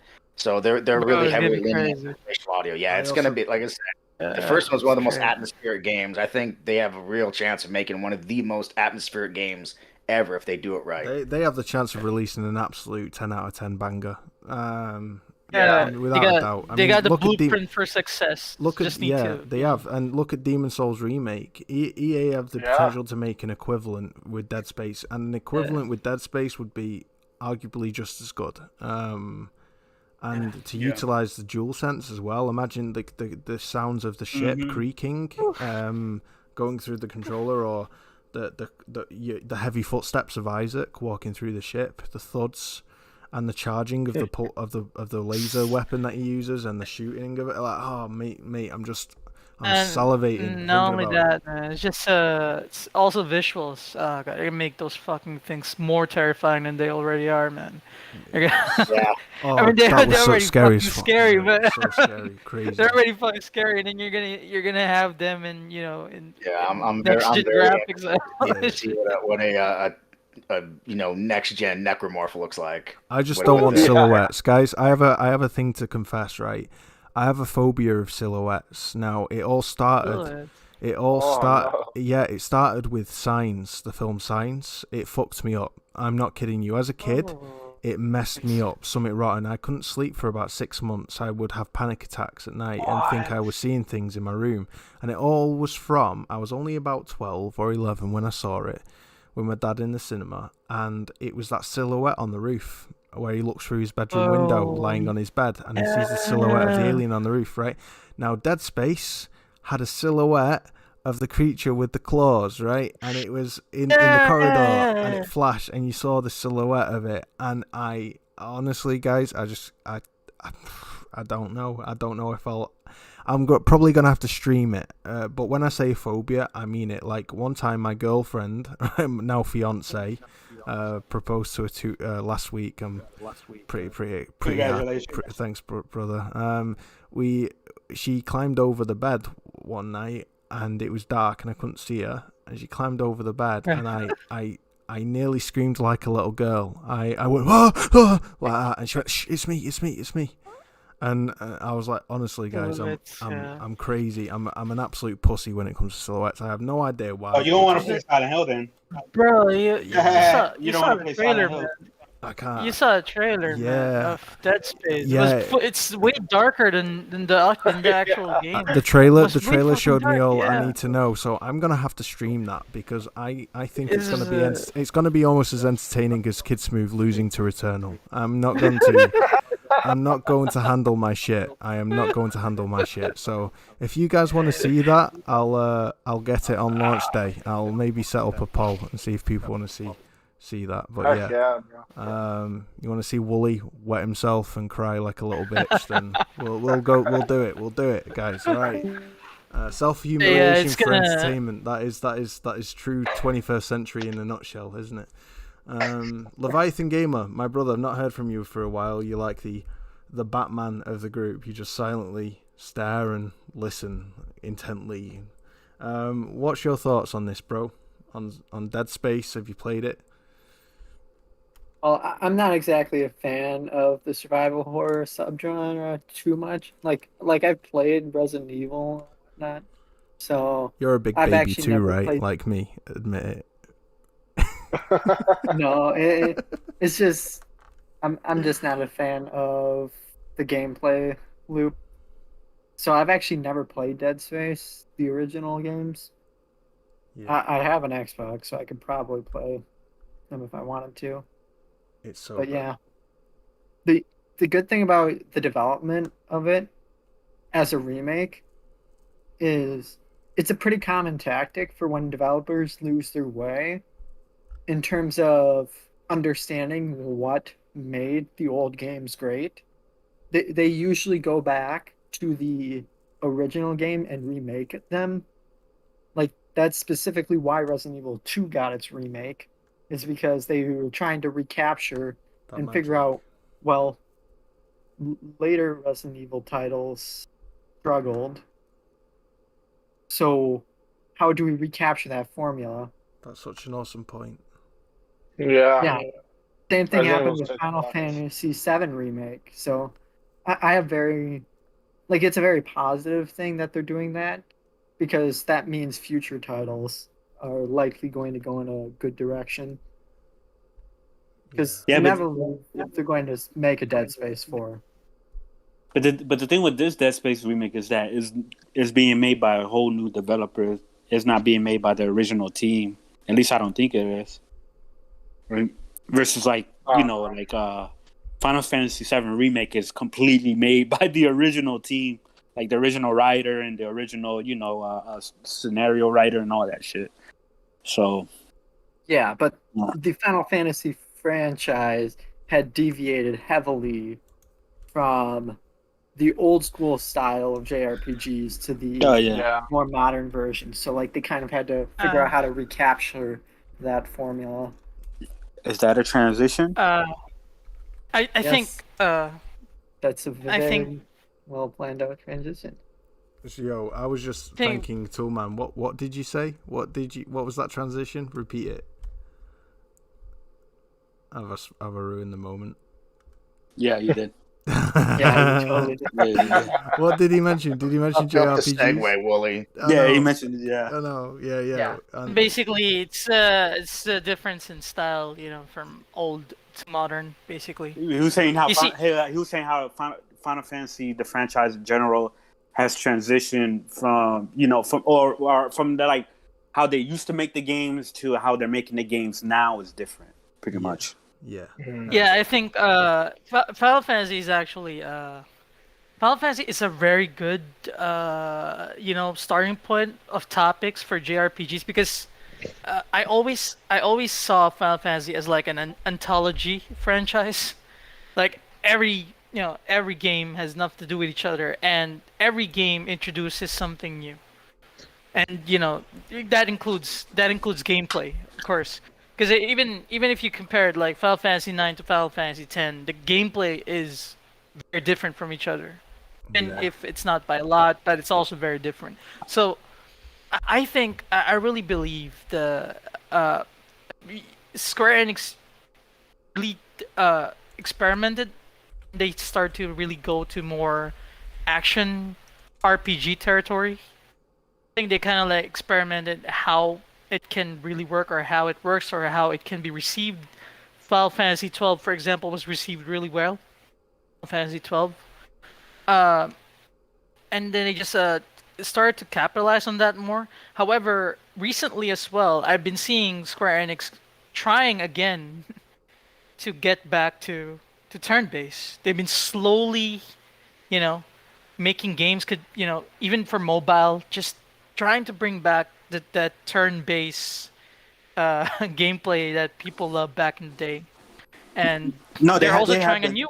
No, they have been. They just haven't been doing it with their Final Fantasy game, but they've been. Yeah. I mean, Dragon Quest. Quest. Go ahead. I mean, they're bringing back old Final Fantasy games again, trying to test the waters again. If turn-based is as much as received as as before, like with the new Final Fantasy for the mobile. Leviathan Gamer's got a bone to pick about this because he's got a few issues with the new versions of the Final Fantasy, very similar to John Linneman, and so does Chris. Yeah, like the assets that they're using are way off. Go on. Who wants to go first? Chris, Leviathan.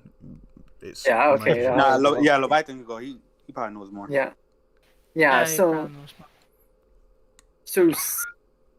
part of the problem that I have with the new Pixel remasters is they're basing it off the original releases of these games. So like their Final Fantasy 1 Pixel remaster is based off of the NES gameplay and not the PlayStation 1 version. So like the character designs are the NES lower detail version. So like it's a graphical downgrade to the PlayStation 1 version.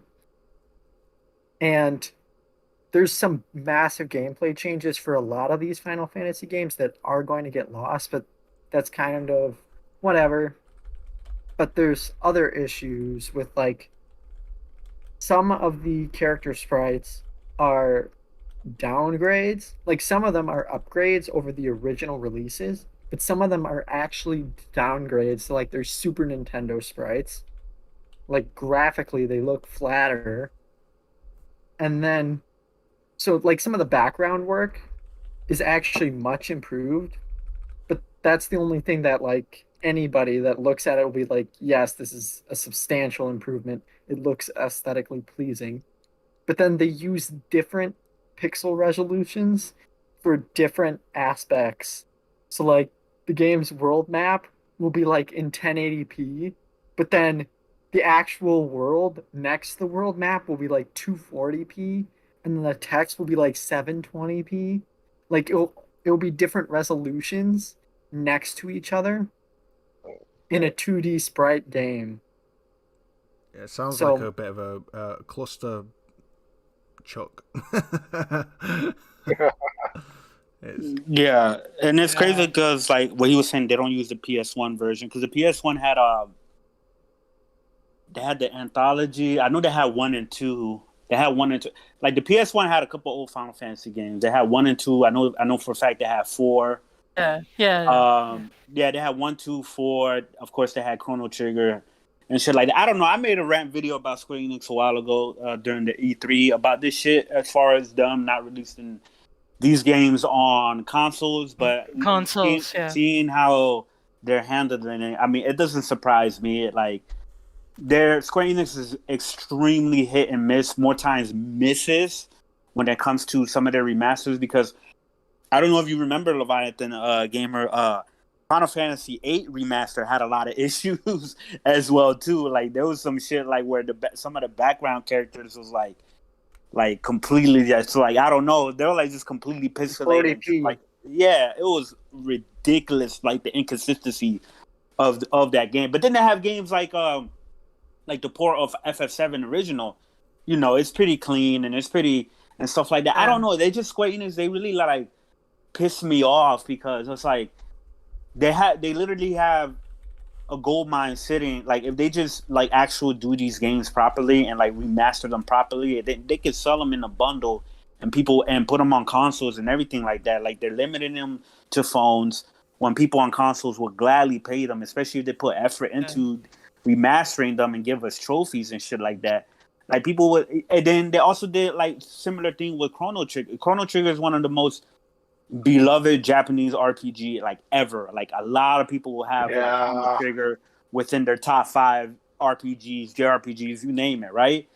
And they gave like a PC port like years ago of Chrono Trigger, and it was completely terrible. Like it was a completely terrible port. Like they fucked it up. I don't remember everything that was fucked up about it, but pretty much it didn't turn out good. And it's like, man. But then you see Square doing shit like they're remaking Dragon Quest III in the style of Octopath Traveler. Like I love that shit, bro. So good, man. Like I love that. They did a great job with that. They did a great job with the Final Fantasy IV remake, right, for the 3DS. Yeah, I think it was the DS or I think it was the DS, right?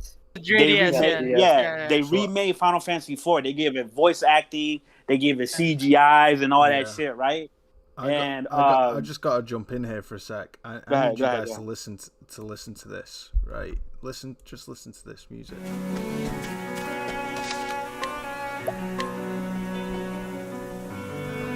Turn the volume up on your YouTube video. If you're watching the YouTube link, I am Hind. I sent it you in the messages. Hello. Over. You'll be able to hear it. I see. It's playing now. But this music, guys.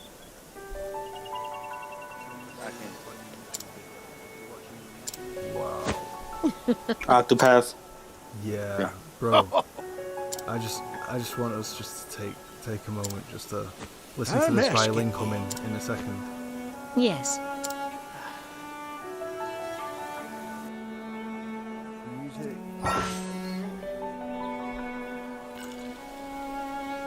Dude, I had this moment. I don't know if any of you play Legend of Dragoon. There is also a specific song, Legend of Dragoon, that has this. What do they call it? Charm. I mean, who played Legend of Dragoon? From you guys. I mean, I was being quiet because Willie was trying to listen to the thing. Sorry. Nope. Sorry. Here we go. I'm gonna beat this boss. Here we go. The hunt ends. It kicks in here. And guys, I don't know, this music just evokes Here we go. No. So. The violin. Oh, guys, the music in this game. Oh, So good. Makes me want to cry. It's just. Fortune smiles. It's in here. And guys, music just is over. So I beat this guy. No.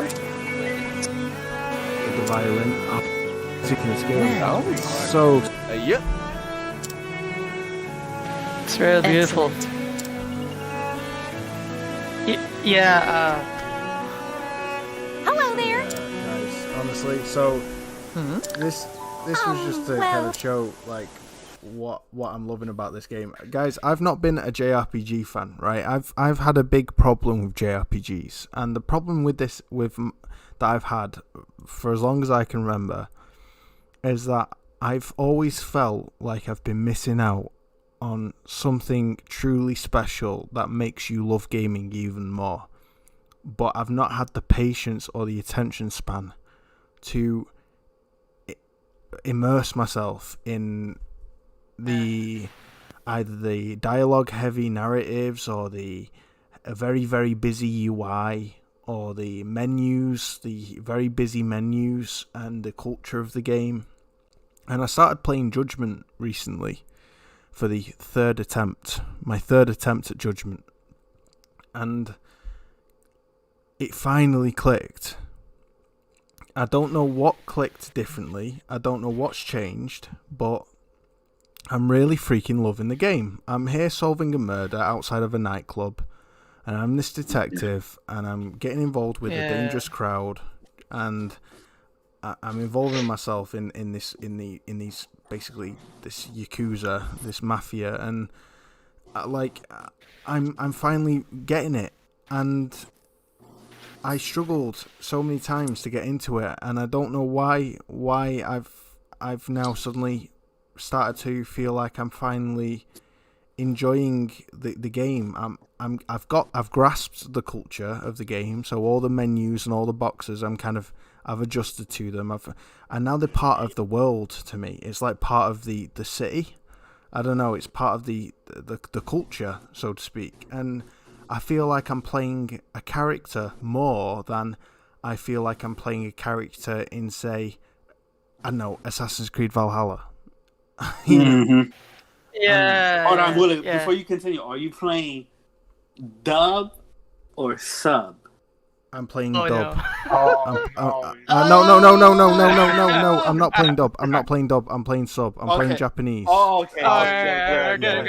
Yeah. Alright, Willie, Because indeed, I don't know, because I'm not really a big, like, I watch a lot of dub. Like, if I'm watching anime and shit like that, a lot of times I'm watching dub. Like, I don't really watch a lot of things in sub, but because in like games like Yakuza and Judgment or whatever, because their character models look freaking real, right? Like they look like real Japanese people. It just doesn't seem right when I hear them speaking English. It just doesn't seem right. Then when they do it in their native language in Japanese, it's just so much better for me. Like it just seems way more authentic. Yeah, right? you're able Stuff to like immerse that. yourself. I have to play games yeah, with yeah. subtitles in Japanese. The only game that I played in English was Ghost of Tsushima, and that's only because the lip track didn't match the audio, and that would have drove me crazy. But other than that, if it takes place in Japan, or if it's a game from Japan or a JRPG, I need it in Japanese, and I'll play up with the subtitles. Have you guys been Have you guys seen what this film called? Bear with me, and getting it up right now. Here it is. It's called Rurouni Kenshin. Yo, hell yeah! I used to watch that. Dude, yeah. Right. The movies on It's Netflix. the live action. Oh yeah, all the live action movies are on Netflix, and I'm currently halfway through the first film, and oh my days, I'm in love. I'm in love with this film. Like, it is amazing. I'm watching it in Japanese with subtitles, and the choreography is phenomenal, and the acting and the characters. Guys, wow, that scene where he he swears to never kill again. That scene that kind of shocks him, where that guy refuses to die. That's so powerful. It like had me nearly crying.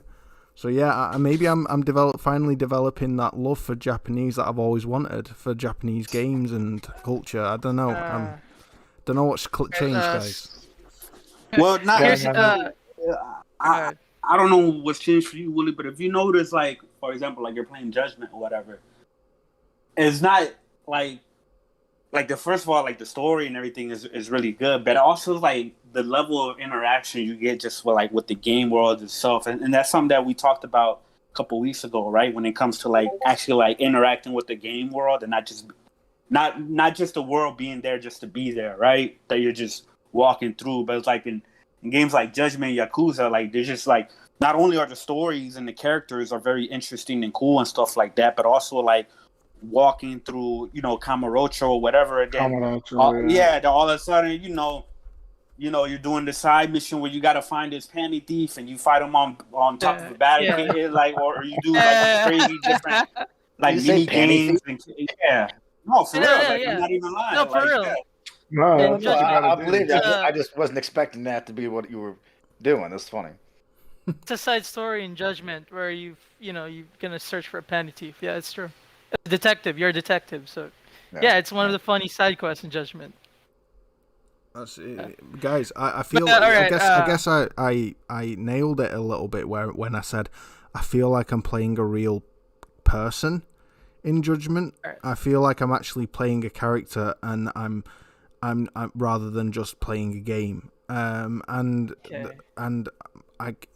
I think what I found difficult is I have ADHD, so my attention span isn't quite there enough for me to adjust to the completely different culture of JRPGs until maybe it's come with age, maybe it's just come with hanging out with you guys and being on TSGP with Chris and Kofi, hearing them speak so positively about these games and with so much enthusiasm that I've always felt like this yearning to be able to have what they have, this appreciation and this ability to just play and enjoy these games without getting bored or getting your attention span kind of not being able to handle all the ins and outs and technicalities of these that kind of come with Japanese games.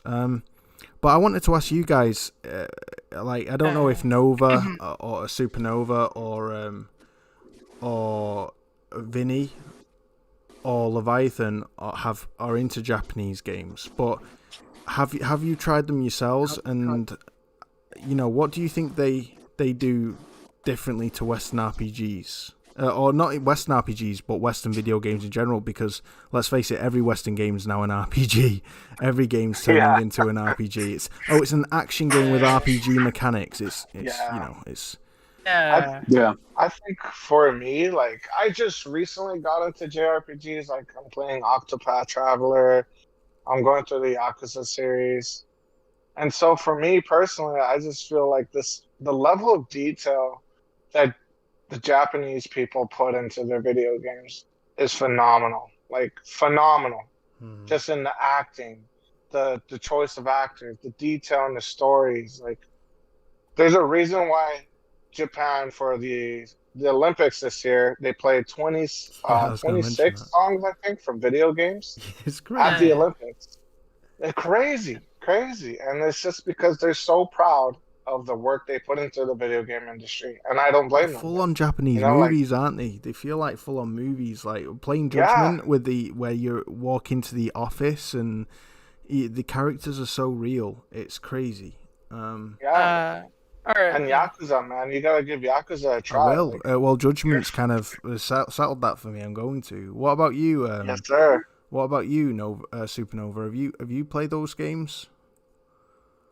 I forgot which Yakuza game I played. I played not Like a Dragon, but the one that came out before that. That was the first Yakuza game I played. Yakuza 6? Was it 6? I think so. I don't remember. With the baby? The Song of Life is red, the guy with the red polo shirt is carrying a baby. Is that the one? think so. I don't remember. I played it when it first came out. Um, That's I don't probably know. Zero. That's the more popular I one. couldn't get into Yakuza for whatever reason. I don't know why. I just couldn't get it. I couldn't. I've tried so many times, and it's only just this third attempt at Judgment that I've finally gone. Yes, I get it now. I'm enjoying it. Yeah. I don't know. Yeah. I don't know what's changed. It feels Like different. I've grown up with JRPGs because I grew up playing Final Fantasy VII originally back on PlayStation 1. Oh right, yeah. I love Japanese culture and watch animes every once in a while, and like I just for whatever reason I couldn't get into Yakuza. I don't know what it was about it. I just couldn't get into it though. But no, but I do like JRPGs and Japanese games in general, or just games from that area of the world. They just have a very different style about them. They just do shit way zanier and wackier and just way out of control versus what Western developers are doing. They have a style that's all their own, and it's cool. Mm-hmm. You were wanting to say something, Akira? About Chris Wooly asked me a while ago, what JRPGs does better than Western. Why I love JRPGs. Basically, I told him an answer like the thing with the moment that you know that you love JRPGs is when you cannot explain why you love JRPGs. Exactly. Because the thing with JRPGs is, like I explained to you in the chat, like it's a game that can take itself seriously, and it's also a game that Very satire. that wouldn't take itself seriously. It's a mix of both. So that, for example, Judgment is a good example because the story is very, very serious. It's a very serious story. But when you enter the world of Kamurocho, that's when you find, the wacky shit. It's like day-to-day life. Day-to-day life, you got serious shit, but then you also have wacky shit in your life happening. You got this balance, this mix right there. And this is where, JRPG shines because they're trying to, they always do their best to give you a mix of everything, and you get to live through a character because you can relate to a character even in a fantasy setting by giving you like the way their dialogue works, like real life experiences you can relate to.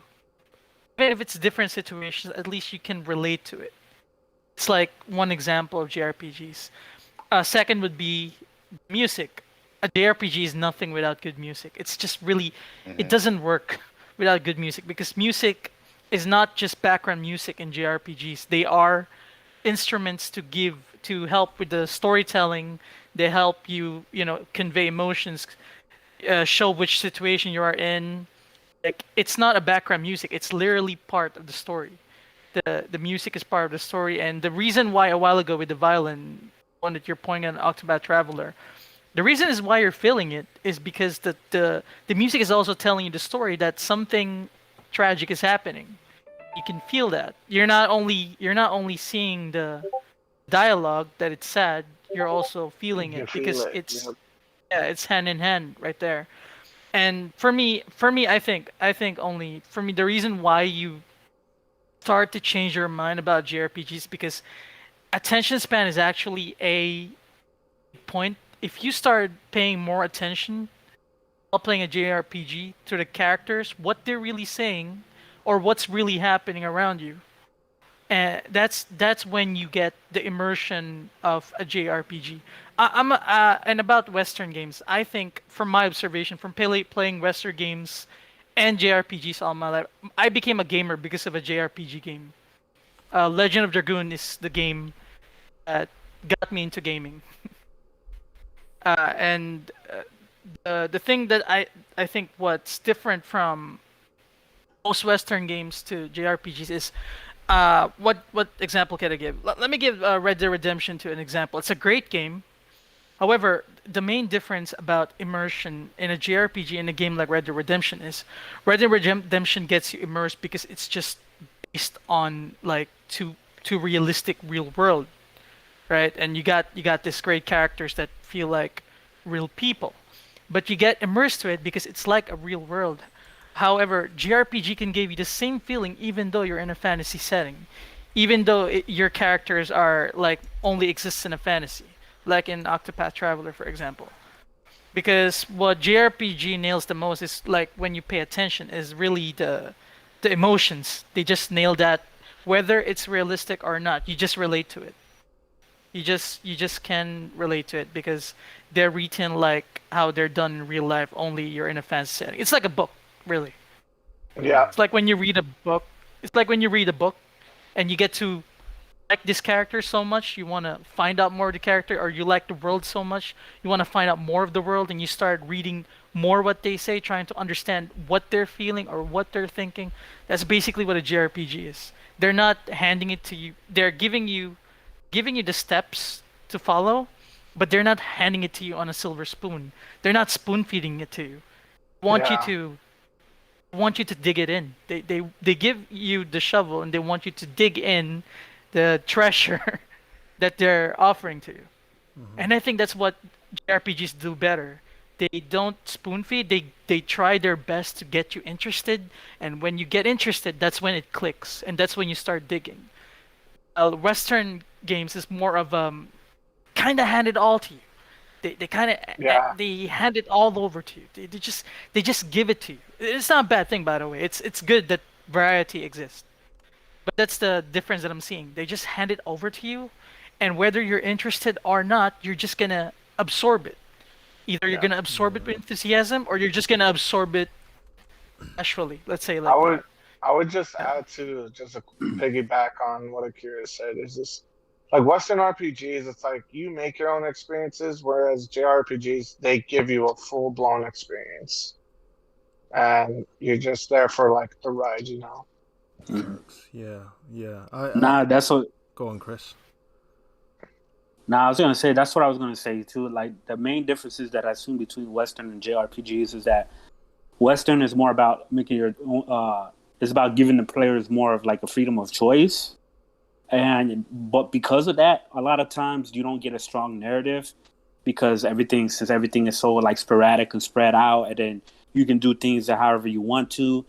You don't really get a strong narrative versus JRPGs. A lot of times a lot of them are linear and stuff like that, so they push more of the narrative and the characters. Like you're actually playing an actual character, right? That has an actual narrative versus hey, you just create your own character to look like whatever the fuck, and you just go around and doing whatever and stuff like that. So, and it's not just that; it's just like a lot of like game, because not every JRPG is the same. Like Nier Automata is that's an action RPG, obviously, right? But it's still a Japanese RPG. But then you got games like that, which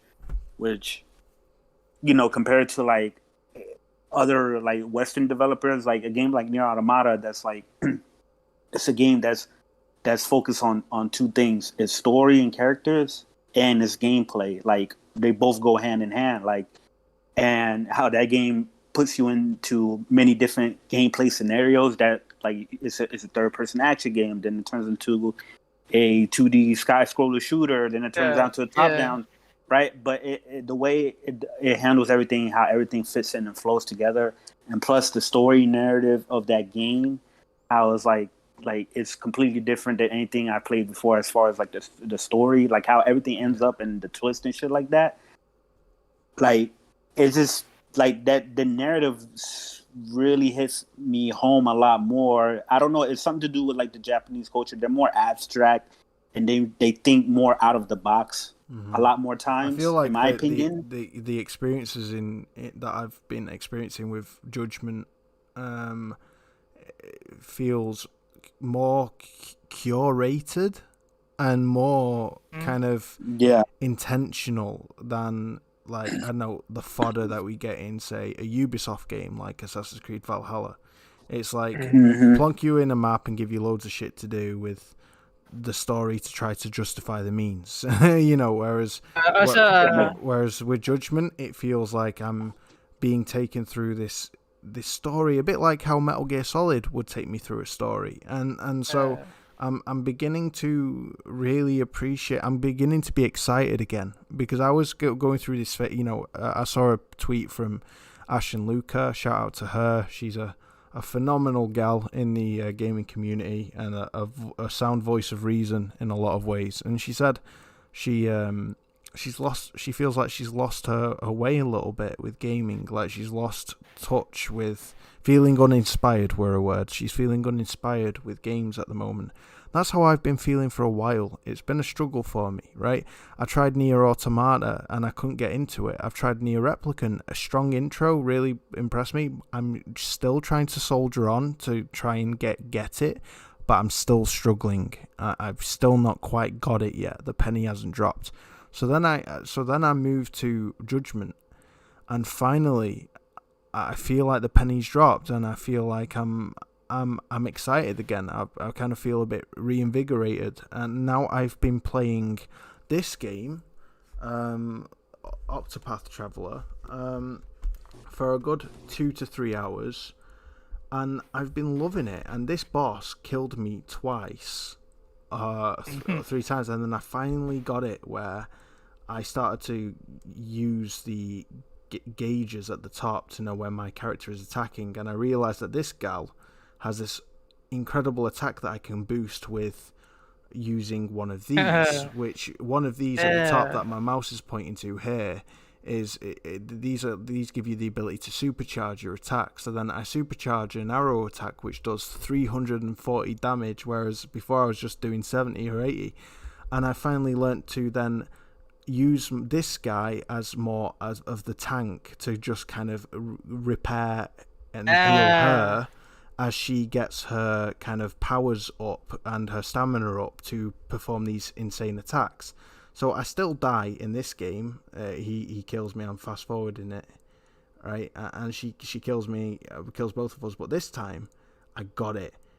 I nailed it, and I felt so flipping rewarded. And I would never have had the patience. Yeah. I would never have had the patience to have done all this or stuck at this game just a month ago. Never. So really excited, guys. Really excited for the future. It's just the charm.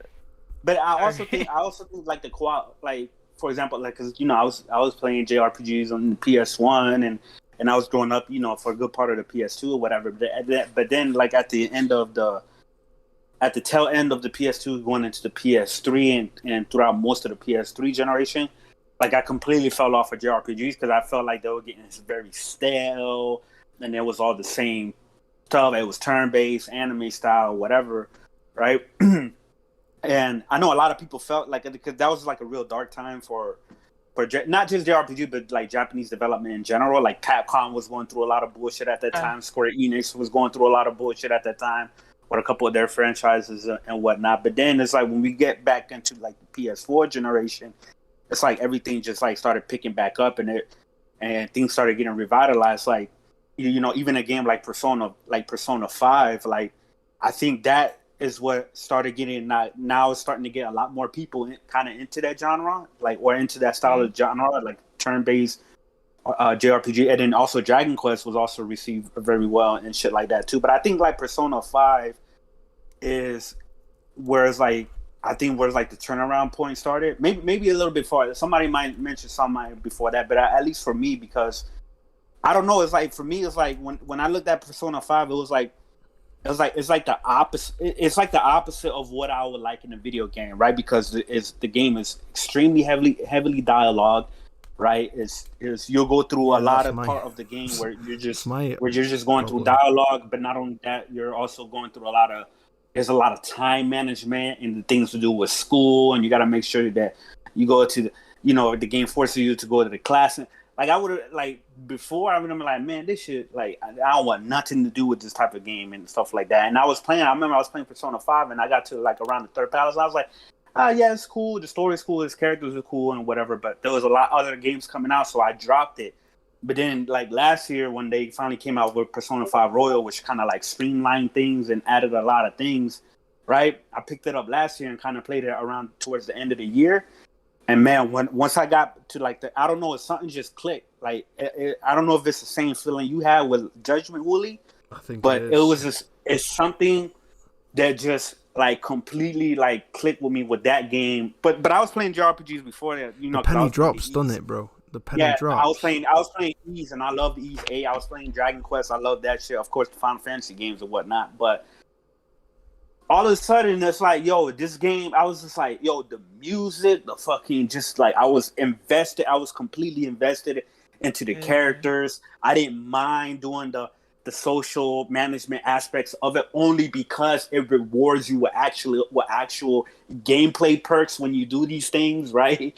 And just like the overall story and the theme is very relatable. I was honestly surprised of how very relatable and very human the story was, and like the themes of because it touches on a lot of concepts of like, you know, like what we will see in this world as like sin, and how like the human heart is just corrupted and stuff like that. It's like, I don't know, plus the music and shit like that. Like, a lot of people can't get through it because it's so heavy dialogue or whatever. But me, like, when I stuck with it, it just had that breakthrough, and I absolutely, like, you know, fell in love with it, because all of my other favorite games, it's usually like, they don't have a lot of slow time, especially in the beginning. It usually just drops you in there. Like Final Fantasy VII. It's my favorite game of all time, right? Within the first 5 minutes, you see a cutscene, boom, you have Cloud jumping out the train, and you're already killing people, and you're going on a suicide bombing run, and you know what I mean, and shit like that. Metal Gear Solid drops you right into the fucking game. Like, a lot of these games, you know, Ocarina of Time and shit like that, all these games just drop you right in and shit like that. So it was kind of like a surprising thing, but I don't know. It's like with the Japanese people, from what I noticed, it's like they like. Because look at some of your favorite games, Wooly, like Metal Gear Solid. Like, we keep talking about how there's mechanics in that game that we still don't see in a lot of modern day games and shit like that. A game like Breath of the Wild, that, you know, that is another Japanese game. Like, I don't know if you would consider it an RPG, even though it has a lot of RPG elements and mechanics about it and shit like that. But that game just thinks outside the box in terms of like what an open world game can truly be, as far as like its physics and interaction and shit like that. I don't really see a whole lot of that. I've literally been playing Metal Gear Solid 5 today on my PC. I've been playing it. It's like, yeah, I was heartbroken by the story and by the way that they portrayed the characters. It was like they were phantom characters. It was like something was missing from them that I was yearning for, you know, that to be back there, that wasn't there anymore. It was like they had died, in my opinion. And so I was almost like mourning the characters as I was playing the game originally, Metal Gear Solid 5 Phantom Pain. But there's no denying the gameplay. The gameplay is just incredible. Yeah, and and also even with Death Strand, like a lot of people be like, oh, it's just a boring ass walking simulator or whatever. But it's like, people don't understand the amount of different interactions you have and different things you can do in Death Stranding. That is like, that is crazy. Like, a lot of people don't even like how like you could just build highways and it affects other people online and shit like that. Like, even with Dark Souls, right? Like, I remember when Dark Souls came out, it came out the same year as Skyrim. I played Skyrim, but then after that I played Dark Souls, and Dark Souls blew me away way more than Skyrim, even though Dark Souls is not an open world or whatever. It's because I don't know, like, the way From Software just developed that game, and the level design and the gameplay, and just even exploring the world felt way more rewarding because of the things you receive for exploring the world. Felt way more rewarding than exploring Skyrim, even though Skyrim is a way bigger game as far as open world, and there's way more locations and whatnot to see. But it still didn't feel as rewarding because, first of all, the gameplay is clunky and trash. And a lot of the same places where it was just like the same type of enemies. It's like the same type of encounters. You either sneak by, or you fight a big spider, and you fight sorcerers and a barbarian. That's it. You might run into a vampire where you turn into a vampire or some shit like that. But I don't know, man. It's just like the Japanese, it just, the way they just design it, it's like the philosophies and stuff like, but that doesn't mean all Western developers, because there's a lot of Western dev that I really enjoy as well, like Rockstar, Naughty Dog, Sony Santa Monica. I feel like, as far as Western side, the Western dev side, I feel like Sony Santa Monica makes some of the best combat systems in an action game. You know what I mean? Because it's like, for the longest time, it's always the Japanese people that make the best action games, like Devil May Cry, Vanquish, Bayonetta, Kingdom Hearts 2. You know what I mean? But then when we go into the the Western side is like a lot of the combat in these games are very basic, and they don't really expand a whole lot, except for games like God of War and Spider-Man and stuff like that. You know, so yeah. So yeah, Wooly. By the way, since Judgment clicked to you, I have one tip to experience the game. You need to play all the side stories, man. Like all of them. Okay. Yeah, all the side cases you can find, you need to play. I'm gonna tell you why. Because Judgment has its own story. It has a story, and the character Yagami gets developed in the story. However, the side cases are like his daily life, if you can call it like that. It's like his daily life of being a detective. They have their own stories. Like the clients that you're gonna meet has their own stories, and a lot of them are really good because they're very relatable into real life. So they are part of the experience, in my opinion. When you play an RGG game, developers of Yakuza, the side stories are always a must in every game they make. It's always a must because they're part of the experience, because they got their side stories. The word stories are in there, and they help you. They help you relate to your character a lot more and make a better connection. And about JRPG, the way you strategize and the way you try to pay attention, why you're not doing a lot of damage, why your enemy's doing too much damage. That's basically the joy of a JRPG. Like I said, it's a learning process in the chat. It's a learning process for you, and the reason why a lot of people are turned off by it because they don't really want to give the time to learn it. However, if you give it a chance and you try to learn it, you'll understand how the depth that there's depth in there that actually gives joy. And when it clicks, and that's what happens, like what you're doing with Octopath Traveler. So another thing, I completely forgot about this, but I brought this up. I was talking to, I don't know if y'all know who Blandrew is, right? He's a Nintendo fan in the community, and we were talking about this the other day on how like it's crazy, like Nintendo, right? Like when it came to like games like Breath of the Wild, even Mario Odyssey, right? Which surprisingly did a lot of things that I was surprised about the game, but it's like Nintendo and a lot of their game like really focuses on gameplay and like innovative gameplay, and they've done that for the past couple of years. Even with like an online game like Splatoon, I thought was pretty innovative in how the game is. But it's almost like I think it's because since I don't know, I could be bugging, but maybe because since the hardware is weak, right, and they don't really like spend time trying to make these ultra realistic or focus on like super clean, super crisp graphics or anything like that.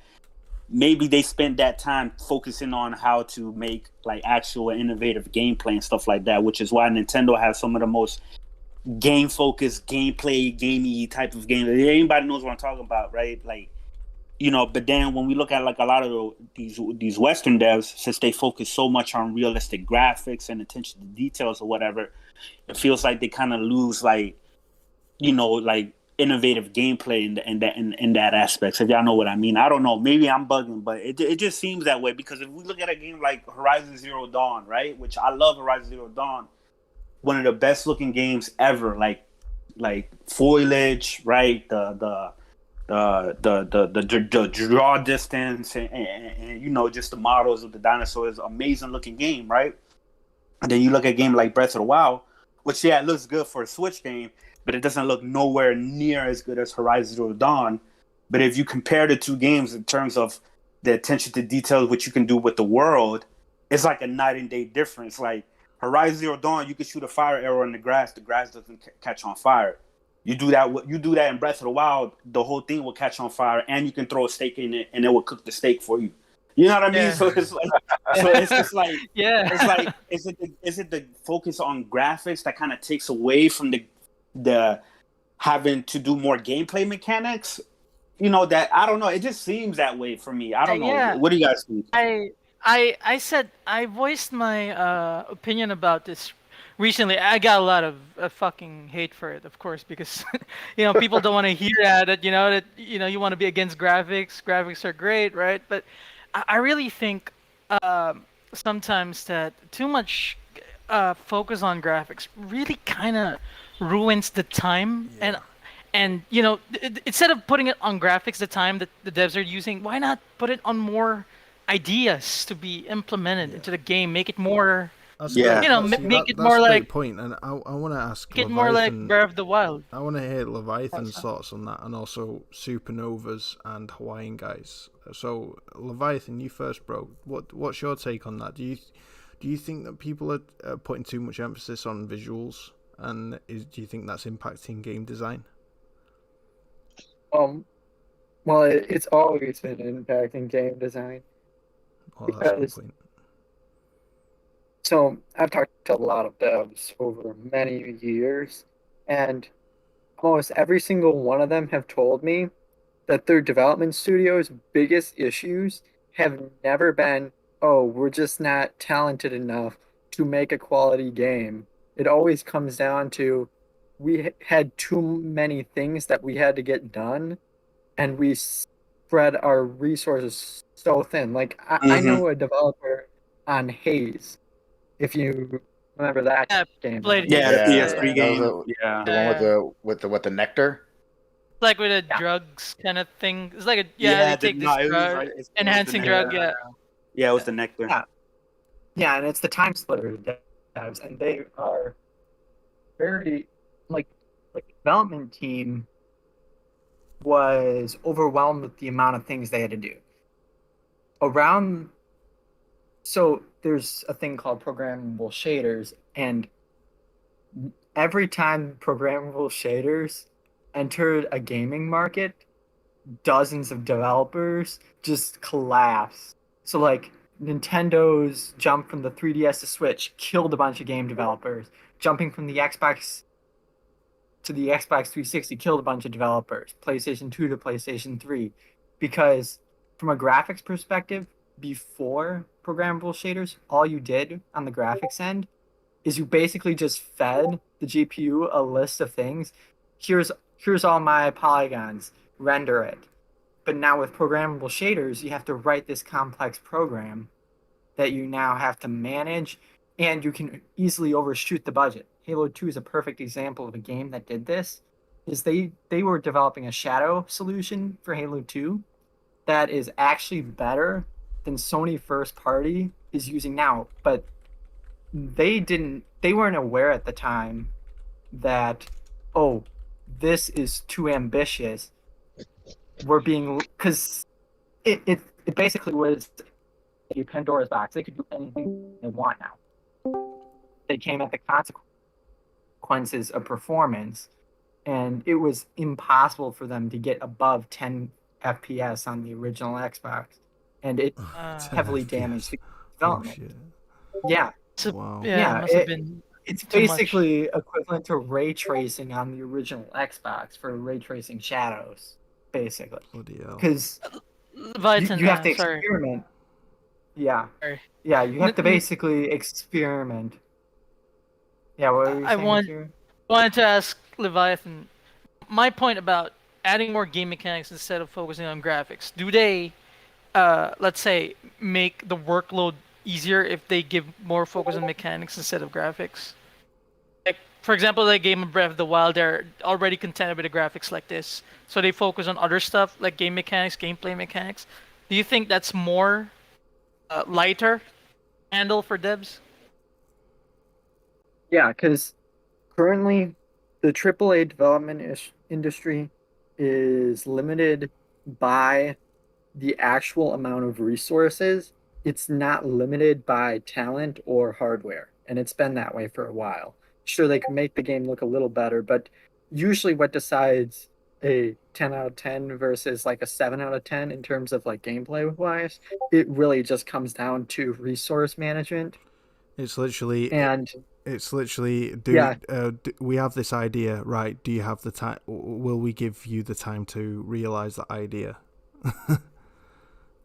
Yeah, so like that's the thing is what ends up happening is they have to compromise somewhere. Somewhere has to get compromised. Every game developer, there's a billion other ideas they had that they never got to include in the game just because they ran out of time. Mm-hmm.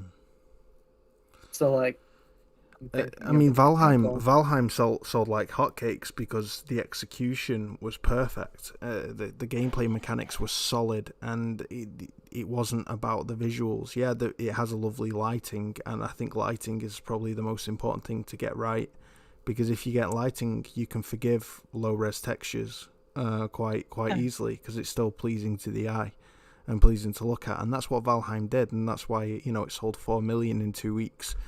So yeah, I mean, I'm totally for that. Like, I still think that 30 FPS should remain a thing in next gen, because if every game is by standard targeting 60, it's going to largely limit what's possible from a mechanical perspective within the game. To my knowledge, anyway. For me, I really think I mean, I said this before. Graphics is games look so good now. It just looks so good, and I like looking at pretty games, of course. But I don't want every game to only be about looking pretty. I really don't. To be fair, Which bro, is why there were times in Ratchet and Clank, the new one, Rift Apart, that I was bored. There were parts that, like in the swamp area especially, that really let me down, because for all the pretty looks in the world, you still gotta have that gameplay, that and there was a free roaming period that was a little bit I don't know, spaced out and a little bit just empty, not much happening. So, well, somebody else was going to come in then. That was me. I was gonna say, so like, I mean, it's safe to say that like, it might not just be graphics thing only, but if you push for anything more, like something else is going to be.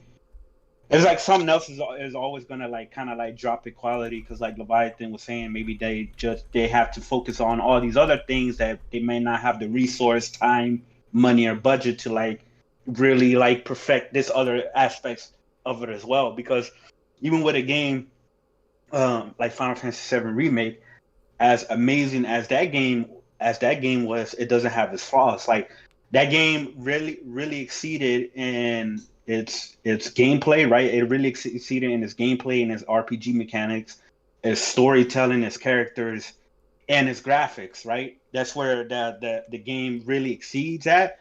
But then to me, where like the game kind of like falls off and like the quality is the level designs and the exploration in that game as well. It's not like, it was pretty mediocre as far as like the level design and exploration, but everything else is like the reason why like it made that game so great is because everything else like it exceeds it. But if they were able to like get the level design, so like that's why I was like, I'm so hyped for part 2, because part 2 isn't really gonna have to worry about too much about that, because part 2 is going to be more open, right? So it's not going to be a linear experience like how Midgar was. I mean, you're still going to go through the story linear, right? You're going to go through Calm and then the Metro Craves and then Junon and stuff like that in a linear fashion. But as far as the design of the world itself, it's going to be definitely more interactive, because there's definitely going to be more enemies in the worlds, and you can ride the chocobos and stuff like that now and shit like that. So, yeah. By the way, Wooly, you got a PC. You got a great PC now, right? I would really recommend for you to try No More Heroes. Really do. Sure thing. Or emulated on. No More Heroes got a good PC port. I checked it out. Cool. The PC port. It's a really solid PC port, and I want you to try it because you touched on this topic about about gameplay versus graphics, right? So I want you to try No More Heroes, because No More Heroes is a game that also it is actually a very simple game, but the ideas in the game actually is also about it thinks outside the box.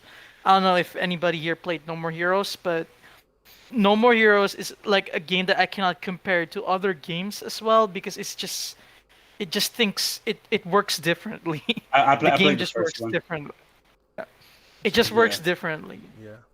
And I want you to try that, because I want you to try that and get back to me to this topic, into like telling me, or to better understand me why I would rather choose more gameplay ideas versus a great graphical fidelity Well, type of game, basically. Spider-Man 2 from 2004 looks like a bag of trash Oh graphically. yeah, I mean, they were PS1 Spider-Man character 2. models, and yet the gameplay was incredible because It had the most in-depth mechanics out of Yeah. any Spider-Man, It- even holds Spider-Man up. 2018. it wipes the floor with modern day Spider-Man games, even the 2018. It wipes the floor in terms of mechanics, like the physics attached to the webs were legit. Whereas in modern day Spider-Man in 2018 and in Miles Morales, the webs are just textures. They shoot out of your hands, and you're actually just a floating foe swinging flying through the city, animated, but with textures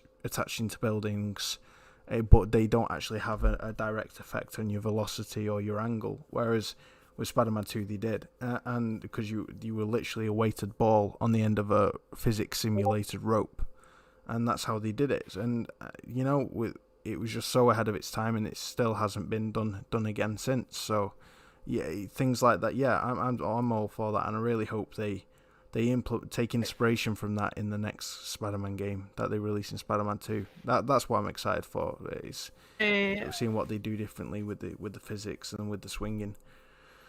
But yeah, they're gonna have to improve upon it more because they can't give us the same Spider-Man. Like we can't get the Spider-Man. It's gonna have to expand more other than just you can go to Brooklyn now. You know what I mean? Yeah, like I just want a higher level of skill based swinging, a higher skill curve, because the skill curve in Spider-Man 2 to this day hasn't been matched, and it's just phenomenal. You know, who made Spider-Man 2? Activision. Was it Treyarch? Activision. Yeah, Treyarch. Activision. Damn. I always noticed, like, when you try older games, the games that always holds up more is those with gameplays that are ahead of time, innovative, basically, like Spider-Man 2, for example. Yep. I always notice games that are just thinking outside the box holds up long. And just really hold. When you think about it, Spider-Man 2 was so unseeming because it's a movie-based game from thrown out there for the masses, kind of capitalizing on an opportunity, and yet it turns out to be one of the most it's in my top 5 favorite games of all time because of just what it achieved, right up there with Metal Gear Solid 3 and Metal Gear Solid 4. It's it's in the upper echelon of gaming for me because of the level of the standard that it set and what it did, and I really hope they can replicate that and take inspiration from that. They even had the original web swinging developer of Spider-Man 2's web swinging interviewed him and had him try out 2018 Spider-Man, and I'm thinking to myself, are you really this self unaware that you're saying to a guy who implemented physics into the swinging, real-time physics, hey, try out our faux animated swinging. that look how good it looks. You could see it in his face when he was trying it out. He was like, yeah, this isn't the same. This isn't the same. It's no different to the Amazing Spider-Man swinging. It's just textures that come after the actual swinging movement. And I'm not trying to shit on the game. I love the Spider-Man games of 2018 and Miles Morales, but I was let down by the swinging, not by how amazing it looks. It looks incredible, but it took a lot of agency away from you and a lot of. I definitely get it because, like, Spider-Man 2018, that was probably like my game of the year or one of my game of the years and stuff like that, and I loved it. But I totally get what you're saying because, yeah, like all the physics that was in like Spider-Man 2 definitely would have made 2018 not like it would have made it better, but it will also probably have more replayability because there's more things to experiment with that physics. You know what I mean? Rather than just like you're just doing the same motion, but just doing it faster as you progress through the game. Yeah. You unlock it at a faster speed. So I mean, I definitely hope that in Spider-Man 2, they definitely step it up when it comes to that. Like I said, man, I definitely want to see more. I don't know, man. It's just like I keep bringing it up, and I'm always bringing it up, but it's crazy how like even like 4 years later, like there's still videos being made like about like details in Breath of the Wild that nobody knew about. Yeah. Like, and it's just not like, and it's just not like one or two, right? They're making videos that are like 30 to 40 to 50 to 100 more details that people didn't know about the game, that people are still discovering and still discovering new. And even the combat, like the combat is, it's like it seems very basic. Like you're just playing it normally, it's gonna seem very basic to you, but if you watch like a lot of advanced video, there's literally fighting game combos. There was like one it's that I crazy. saw. There was one that I saw, There's Chris, fighting where game combos he got this metal door. He got this metal door with his magnet. He took it and put it over the top of a fire, and the metal door heated up and conducted heat, and then he cooked shit on top of it. yeah. I mean, you can do that and shit like that. Yeah. But like, but it's like even like with the combat, this shit was like, if you jump at the right time, and then you drop the bomb, and then you block cancel into another jump, and then you can go into slow motion, and then you switch weapons out real quick, and then it goes into like this fury things where like you trick the game. I was watching this shit, and I was like, bro, there's literally fighting game combos that you have to do in quick succession in Breath of the Wild 2, and it's crazy, and people still like figuring out new things. It is crazy. It's like, bro, it's like that, like bro, like all these other developers gotta step it up. Honestly, you don't gotta make a game exactly like it, but I'm just saying it's like if you make, whether you're making a linear game or open world game, there's definitely got to be more mechanics that leads to more experimentation in that game world. So then when I run through it, right, and I beat it and I go back through it again, there's different things that I can do and different discoveries. It just makes the game more like, replayable and just like, I don't know. It's just like Metal Gear Solid 3, right? Like Metal Gear Solid 3, it's a very linear game, but it has so much mechanics that you can do within all these linear levels that it's just like it keeps the game like very like highly replayable and keeps you engaged and doing different things every time you play the game. 100%. That's what I want to see more of. I was going to say 100%, Chris, you're spot on, you're on the money. Does anybody else want to add to that before we close up? I have one final question for each member of the panel before we close up. You want to add to that, Leviathan? What do you think about that more physics-based experimentation within levels of these game worlds and stuff like that? Let's hear it. Yeah, so I personally like a lot more physics-based, because the thing about writing like an accurate physics simulation is it gives you a lot more gameplay possibilities.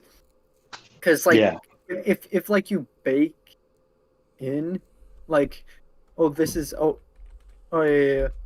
how you walk forward and animate with the ground, then you naturally trap yourself with a flat ground, and you can't experiment with your level design. So I'm very much a supporter of gameplay over graphics. Like, I still play Halo Combat Evolved as my most played game because the enemy AI in that game is phenomenal. Every single difficulty setting in that game plays completely different, and the AI feels different. It isn't like just, the AI can shoot you faster, or the AI can now deal you twice as much damage. Now this is the hardcore difficulty. No, like they alter movement patterns. Like there's a whole tree that they built for that game, and they had to compromise on that because they started to try to push graphics later on, and it's something that Halo lost. Did like Fear, the AI? Yeah, it was basically like what Fear did for its AI. Fear was so genius. I mean, I know the AI was a mistake. They actually admitted that it was a mistake, but it was a lucky mistake because that AI was so good. I had it's still one of the most advanced, and that's what's crazy to me. It's like when people talk, because I was talking about this. Yeah, I was talking about this before. It's like, we want to see next gen gameplay. We want to see next gen gameplay because obviously there's new hardware, so there's obviously new opportunities, right, for developers to expand, their games. But it's like, what is next gen gameplay when there's still gameplay mechanics that like a lot of modern games still haven't implemented them from a lot of older games. So it's like there's still games that still need to be caught. Like the modern games are still catching up, or I don't know. I don't know if they're catching up or they're not even trying, because like what we said, like Fear's AI like was so ahead of its time or whatever, and that's not implemented in a lot of games. Like the only other game that like has super advanced AI right now, I would say, is probably like The Last of Us 2.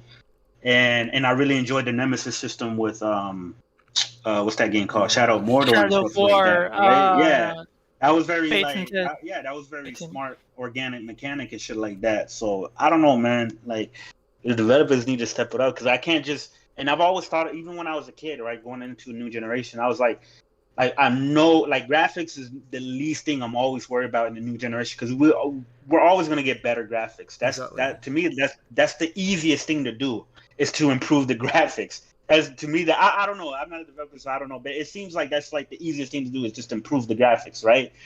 But it's like, when are we gonna get like improvements of like in gameplay that we couldn't get before because of hardware limitations? But this is why I was so disappointed with like Arkham Knight, because it seemed like the story went backwards. There wasn't a lot of logic behind certain decisions they made, and yet it was just prettier graphics, and there wasn't much different about it. But Arkham City kind of blew people's minds because it was an open world Batman game, pretty much what everybody's been asking for. But Arkham Knight didn't do anything different. It was just prettier graphics. So yeah, I'm totally with you on that, guys, and I couldn't agree more. Guys, we've gone way over. It's now 3:30 in the morning for me, so as you can imagine, I am pooped. But last but not least, guys, before we close up, it's been a hell of a show. Thank you to everyone. I wanted to ask these people in the panel what their favorite video game of last generation is. So Supernova, what if you could just pick one off the top of your head? What would it be? For last gen, probably God of War. Salty will be celebrating right now. Salty's gaming in the chat because that's his favorite game of all time, 2018 God of War. Yeah, 100%. Out of curiosity, did you enjoy Red Dead Redemption 2? Was it like a 10 out of 10 for you? Me? No. I was actually disappointed by Red Dead 2. And Red Dead 1 is one of my most favorite games. I am it's exactly like one of my most the same favorite as you, Rockstar bro. games. For real? Yeah, the game, it dragged. It was just really slow. A lot of repetitive missions. Like I always tell people, if you want to know what Red Dead 2 is, it's Dutch has a plan. The plan's a double cross or some shit happens. You have a firefight and then you go back to camp, and then Dutch comes up with a new plan. And it's either a double cross where some shit happens, you get in a firefight and you go back to camp, and then Dutch comes up with a new plan. And it's like, dude, these people have been like, not for nothing, Dutch, but you got like 6 people killed. Your plans fucking suck. You're not making plans no more. Nah, man. And then like the slow walking through camp. I couldn't take the slow walking through the camp. Took itself a bit too seriously, didn't it? The thing with and then Willie, go on, Super. Carry on. Sorry. I'll finish it up real quick. And then the other thing was, I felt the game should have ended about 4 times before it even got to the epilogue, where it still wasn't over. Like I thought it was going to be over, and then it kept going. And then I put the game Arthur's down. Story was over, I was like, okay, the game is done. And it's like, no, you're done playing with Arthur, but now you're going to be playing as Homeboy from the first game, and you're going to John Marston, and you're going to start by doing what? Building fences and building a house. And all the money that you had and all your guns, you got to start from scratch. And I'm like, why? And it's like another 5-6 hours of that shit. And I was like, nah. I still played it all the way through the end, but the game it didn't have the same pace and delivery that the first game had. And I was so bummed out. And the other thing, one last thing, I was really upset to find out there wasn't going to be an Undead Nightmare expansion for it. Facts. Undead mod. That's one thing. That's Red Dead. I just want to say, Super, I am 100% on your level with that. Like, I could not agree more. I put that shit down after Arthur contracted malaria. I was just like, right, I'm kind of done now. I'm kind of done with this game. Yeah.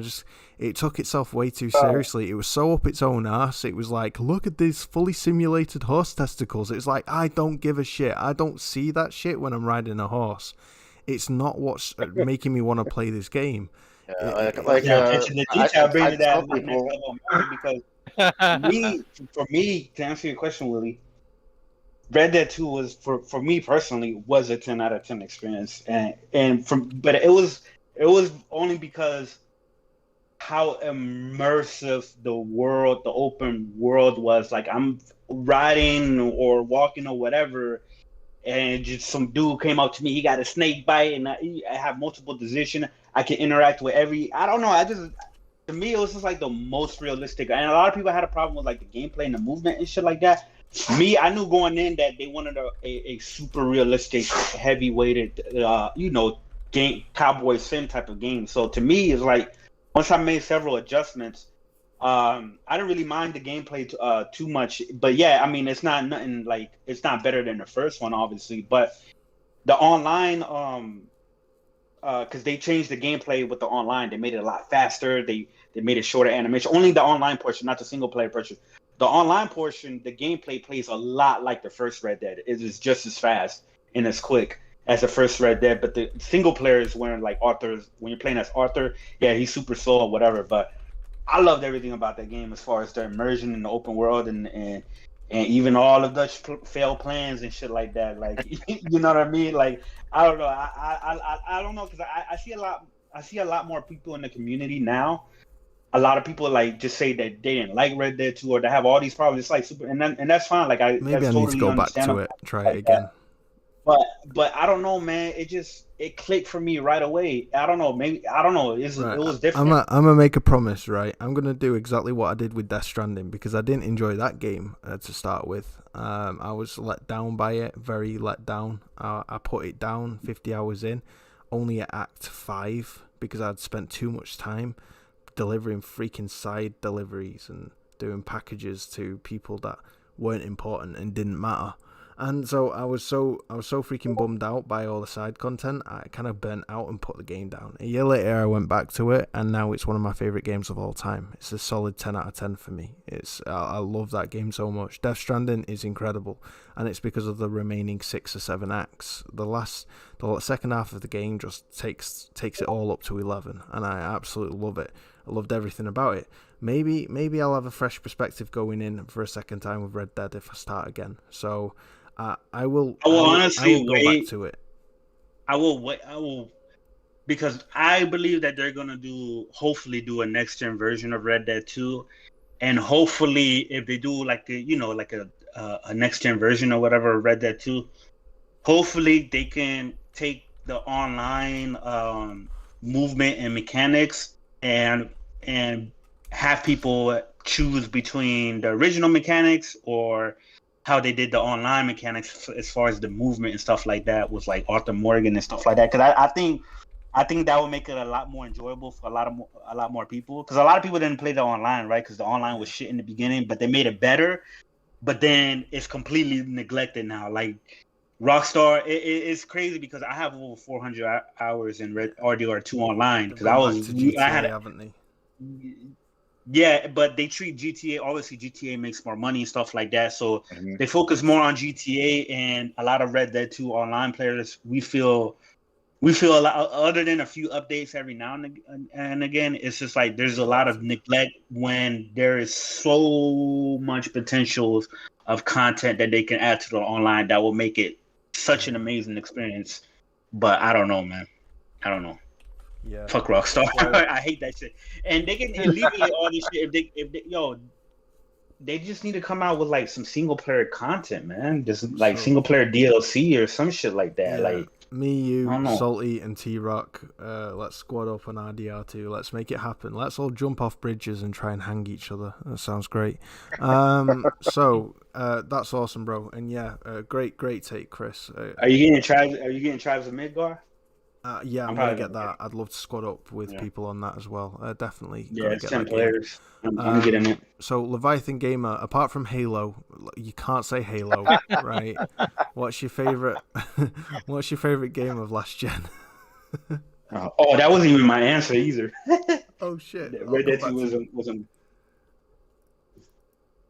Probably I'd have to either give it to Doom 2016 or Titanfall 2. Yes. Like those are the only two options. Yes. I love Titanfall 2, bro. Yeah. I also love Titanfall 2. It's one of the best first-person games I've underrated. played. It's underrated AF. Underrated like crazy, bro. Nuts. Great shout, Chris. What was yours? I mean, it's no surprise, but it's definitely Breath of the Wild. It's my game of the generation. Yeah, definitely, because how much.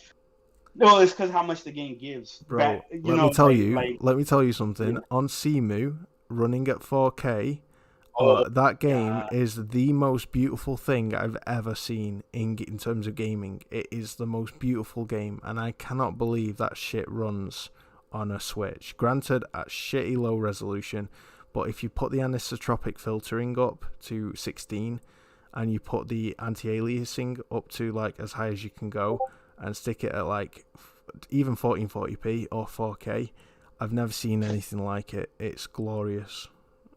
It's crazy. On Cemu emulator, I'm gonna be looking into downloading Cemu emulator on my new PC because I want to play it again.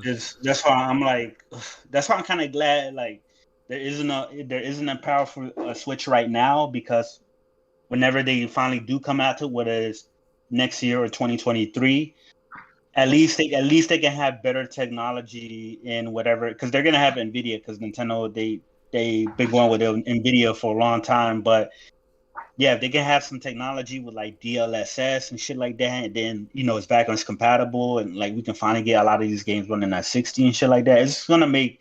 I don't know, man. Nintendo, that's a whole nother rant, man. They pissed me off on a whole bunch of other things, but that's a whole nother rant for another day. Saltiest Gaming in the chat knows his shit. He's just saying it's technically a last gen game because it came out on the Wii U, not the Switch. So facts to Saltiest Gaming. You get the fact token of today, brother. Yep, it's cross-gen. Yep, it can still count. So Hawaiian guy, what's your favorite game of last gen, brother? Before the fall of CD Projekt Red, it's got to be Witcher 3. Witcher 3 just added so much detail and storytelling and world building and character development I just never experienced before. So Witcher 3 just raised the bar for gaming for me. Yeah. Couldn't agree more. Yeah, it's phenomenal, that game. Sometimes I'd just like to ride slowly on my horse, and just watch myself as being Geralt. It's just incredible. Who haven't I asked? Akira, what's your favorite game of last year? Hello? It's Judgment. It's Judgment, yeah. It really is. Dog is howling, bro. It's yeah, I know. It's all right. A bit loud. Sorry. No, it's yeah, okay. But yeah, it's really Judgment. Because it's the, what do you call this? It's a mix of everything, like I said.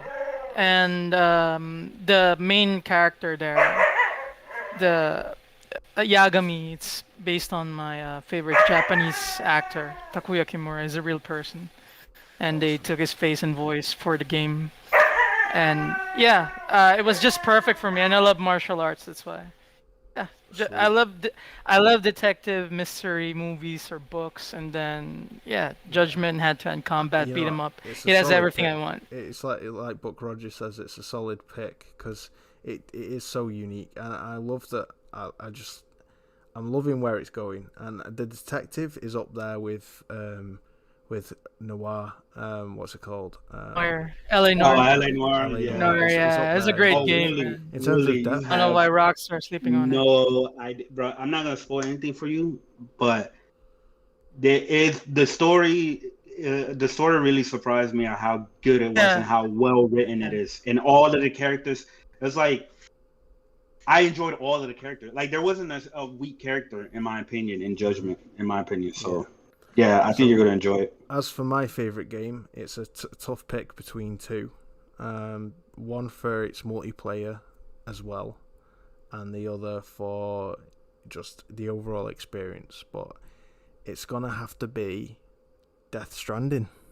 It's gonna have to be Death Stranding for me, because Stranding. it's the second half of the game, bro. It had me bawling my freaking eyes out, and yeah, no game, not every game does that, but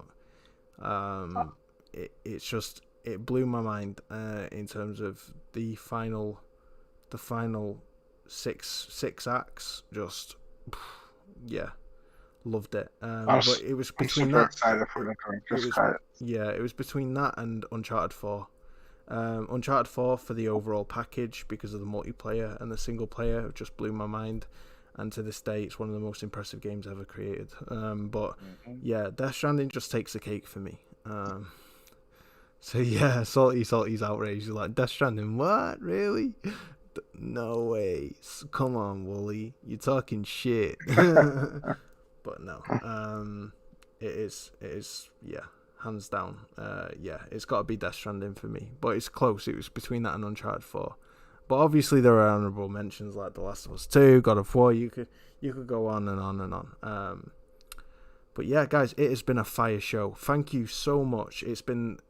I couldn't have expected it to go this well. But we had a killer panel tonight, a killer chat. It's just been awesome all round. So thank you so much for all your support, guys. It's been epic. So Supernova Gaming, where can we find you, brother? And thank you so much for being on. Oh, thanks again for the invite. I'm on YouTube at Supernova Gaming. It's SUPA Nova Gaming, and then I'm on Twitter. It's at Gaming Supernova. Awesome. It's real honor to have you on, bro. I've been a big fan of yours since you started. I was like one of your first subscribers, and I remember that. Yeah. Yeah, it's crazy. Yeah, so long ago. You're like a phenomenon. You took YouTube by storm because your takes were just so refreshing and real. So yeah, I always appreciate you, brother, and you're a good voice of sound reason in the gaming community, and we need more of that. And you're not biased as well, so that's always a good thing. So thank you. Where can we find you, Hawaiian Guy or Vinny? It's been an absolute pleasure having you on for the second time, bro. Thank you so much for being here. Oh man, yeah, this show was a blast for me as well. I really loved the panel members and everybody's comments. You can find me on Twitter at Hawaiian Guy 808, or just look up Uso Vinny, and yeah. No YouTube channel. I'm not a creator like Wooly, but maybe sometime in the future. Yeah, I wouldn't really classify myself as a creator, to be honest. I used to be, but I kind of it was a bit too much for me at the time. I kind of burnt out. You could see my appearance slowly, steadily decline through my videos because my mental health was taking a dive, and I just ended up packing it in. So I'm just kind of... I do some takes now and again, but I mostly just do these podcasts and keep as active as I can in the Twitter community. But hoping I get back to it at some point. I'll get back on that horse and continue my videos and content. But thank you very much, brother. I appreciate that. It's great to have you on again. We'd love to have you on yet again as well, going down the line in the future. You're an awesome person to have on, so thank you. Heck yeah. Thank you, Wooly. Awesome stuff. Chris Righteous, the righteous one. Always an absolute pleasure to hear you speak, bro. Thank you so much, my fellow TSGP brother. Where can we find you, man? You can just find me on Twitter. I got my gaming info on there, my PSN and stuff like that. I'm getting Tribes of Midgard, where I guess a lot of the crew is getting Tribes of Midgard. So I mean, it's a 10-player game and whatnot. Oh shit, that's insane. We're gonna have to do that. Yeah, it's Midgard. Yeah, was it State of Play? Yeah, it's a 10-player survival action RPG. Whilst we're here, guys, just put your PSNs in the chat. I've put mine in. I'm gonna put my channel Wooly too. Gamer. Y'all can check out. Yeah, y'all can check out my channel because I'm definitely coming out with more videos soon, more gaming videos soon. I'm definitely focusing my channel more on actual talking about actual games, like individual games more so than just talking about the general politics and news that's going on in gaming and stuff like that. trying to focus more on games. And other than that, yeah, man, it was great to be on tonight. Great to talk to everybody. Great conversations. I know sometimes I ramble on for a while, but it's because when I get going, I get going. You get going, bro. That's awesome. You like that? get You like going. that Mexican guy out of Ant-Man who Yeah. he's like he goes on these long rants, right? And he starts talking. No, I'm joking, bro. It's awesome when you see, bro. It's awesome. I'm the Puerto Rican version, then. Yeah, you're the Puerto Rican equivalent. No, but no. In all And seriousness, I'm definitely. bro, I'm it's also gonna be definitely doing more hot take videos on my Twitter as well. great. Yes, So.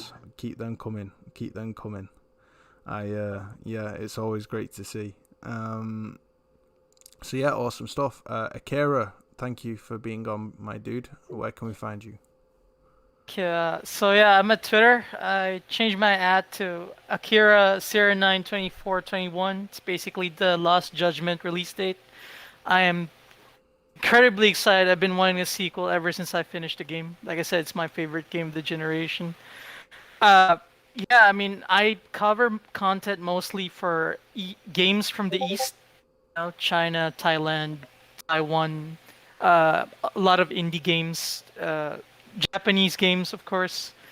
So yeah, I really do a lot of content about those. I'm not active on YouTube because I really don't know what exactly to do yet, to be honest.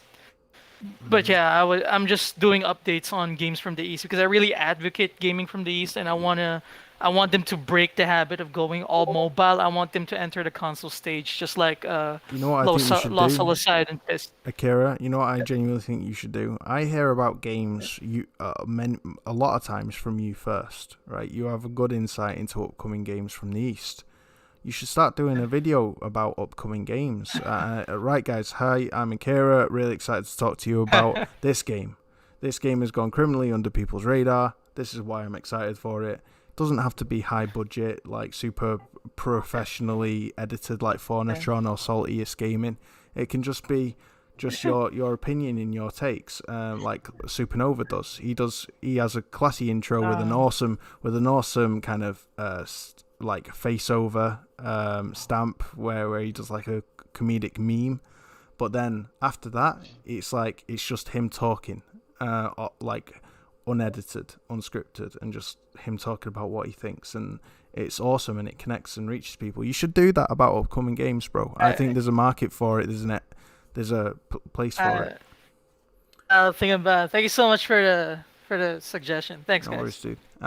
So, and last but by no means least, the MVP of all things tech, Leviathan Gamer. Absolute honor, as always, to have you by my side, bro, on this podcast. Means a lot. You're an awesome dude. Where can we find you, bro? Yeah, so first, I'm going to shout out Saltiest Gaming for saying I should say Halo 5. I definitely should. An amazing game that I put over 50 days of playtime in, and I'll probably put in at least another 10 before I die, which is an amazing game, just to trigger Salty. Okay, you can find me on Twitter at LeviathanGamer2, and yeah, I've definitely considered also doing YouTube. A lot of people have pressured me to like actually like do analysis of like game design, like take a specific big AAA release and break down like mechanically how the developers design the game world and what they're doing graphically, what they're doing from a physics side. Do it. Yeah, I've been considering it. I just don't have the resources at the time. But you never know. It might come sooner than you're expecting. Yeah, you brought out an awesome point this evening, bro. I'll have to go back to find it back. I can't remember what you said. You brought out a point about, I think it was to do with them going back to do remasters and remakes in order to touch base with what made those games so great again, and it's a great platform to reset the minds of developers and their perspectives, because it's sometimes good to retrospectively learn from the past to improve the present and the future. So that was an awesome point that you brought up, Leviathan, and you have a lot of wisdom for such a young lad. So I 100% would be subscribing to your channel when you make that happen. So awesome stuff. Akira, you were going to say something? By the way, Wooly, I wanted to ask you, since you're here already. You saw that Chinese game I've been sharing, right? Did you see it, Chris? The one with the one with the bamboo, the one running up bamboo. Crazy. Yeah, I've seen it. Yeah. So I wanted to say, by the way, regarding gameplay and environment, I really like the part there where the character basically kicked an enemy towards a bamboo and it start to break. There's like this environment interaction. I've been looking a lot of that in games, that not just like you can shoot and break. It's like that you can really make them fly or slam them there and it breaks. Real I've been looking for that because there's not a lot of those. You can shoot a lot and they break or they move, but to interact in close enough or maybe far enough, like you're so strong, you make an enemy fly, and then I don't know, it makes a like window break or the environment. It's just an example of what I also think of new ideas for next gen that might be more possible because of more powerful hardware, basically. Yeah, facts. Yeah. Just wanted to tell you that because we're on voice. Sorry. Awesome. Yeah, thank you. Guys in the chat, shout out to every single one of you for supporting tonight. It's been incredible, and I couldn't be more grateful to all of you. What a fire show. I hope you enjoyed the new look of the podcast too. Gave it a revamp.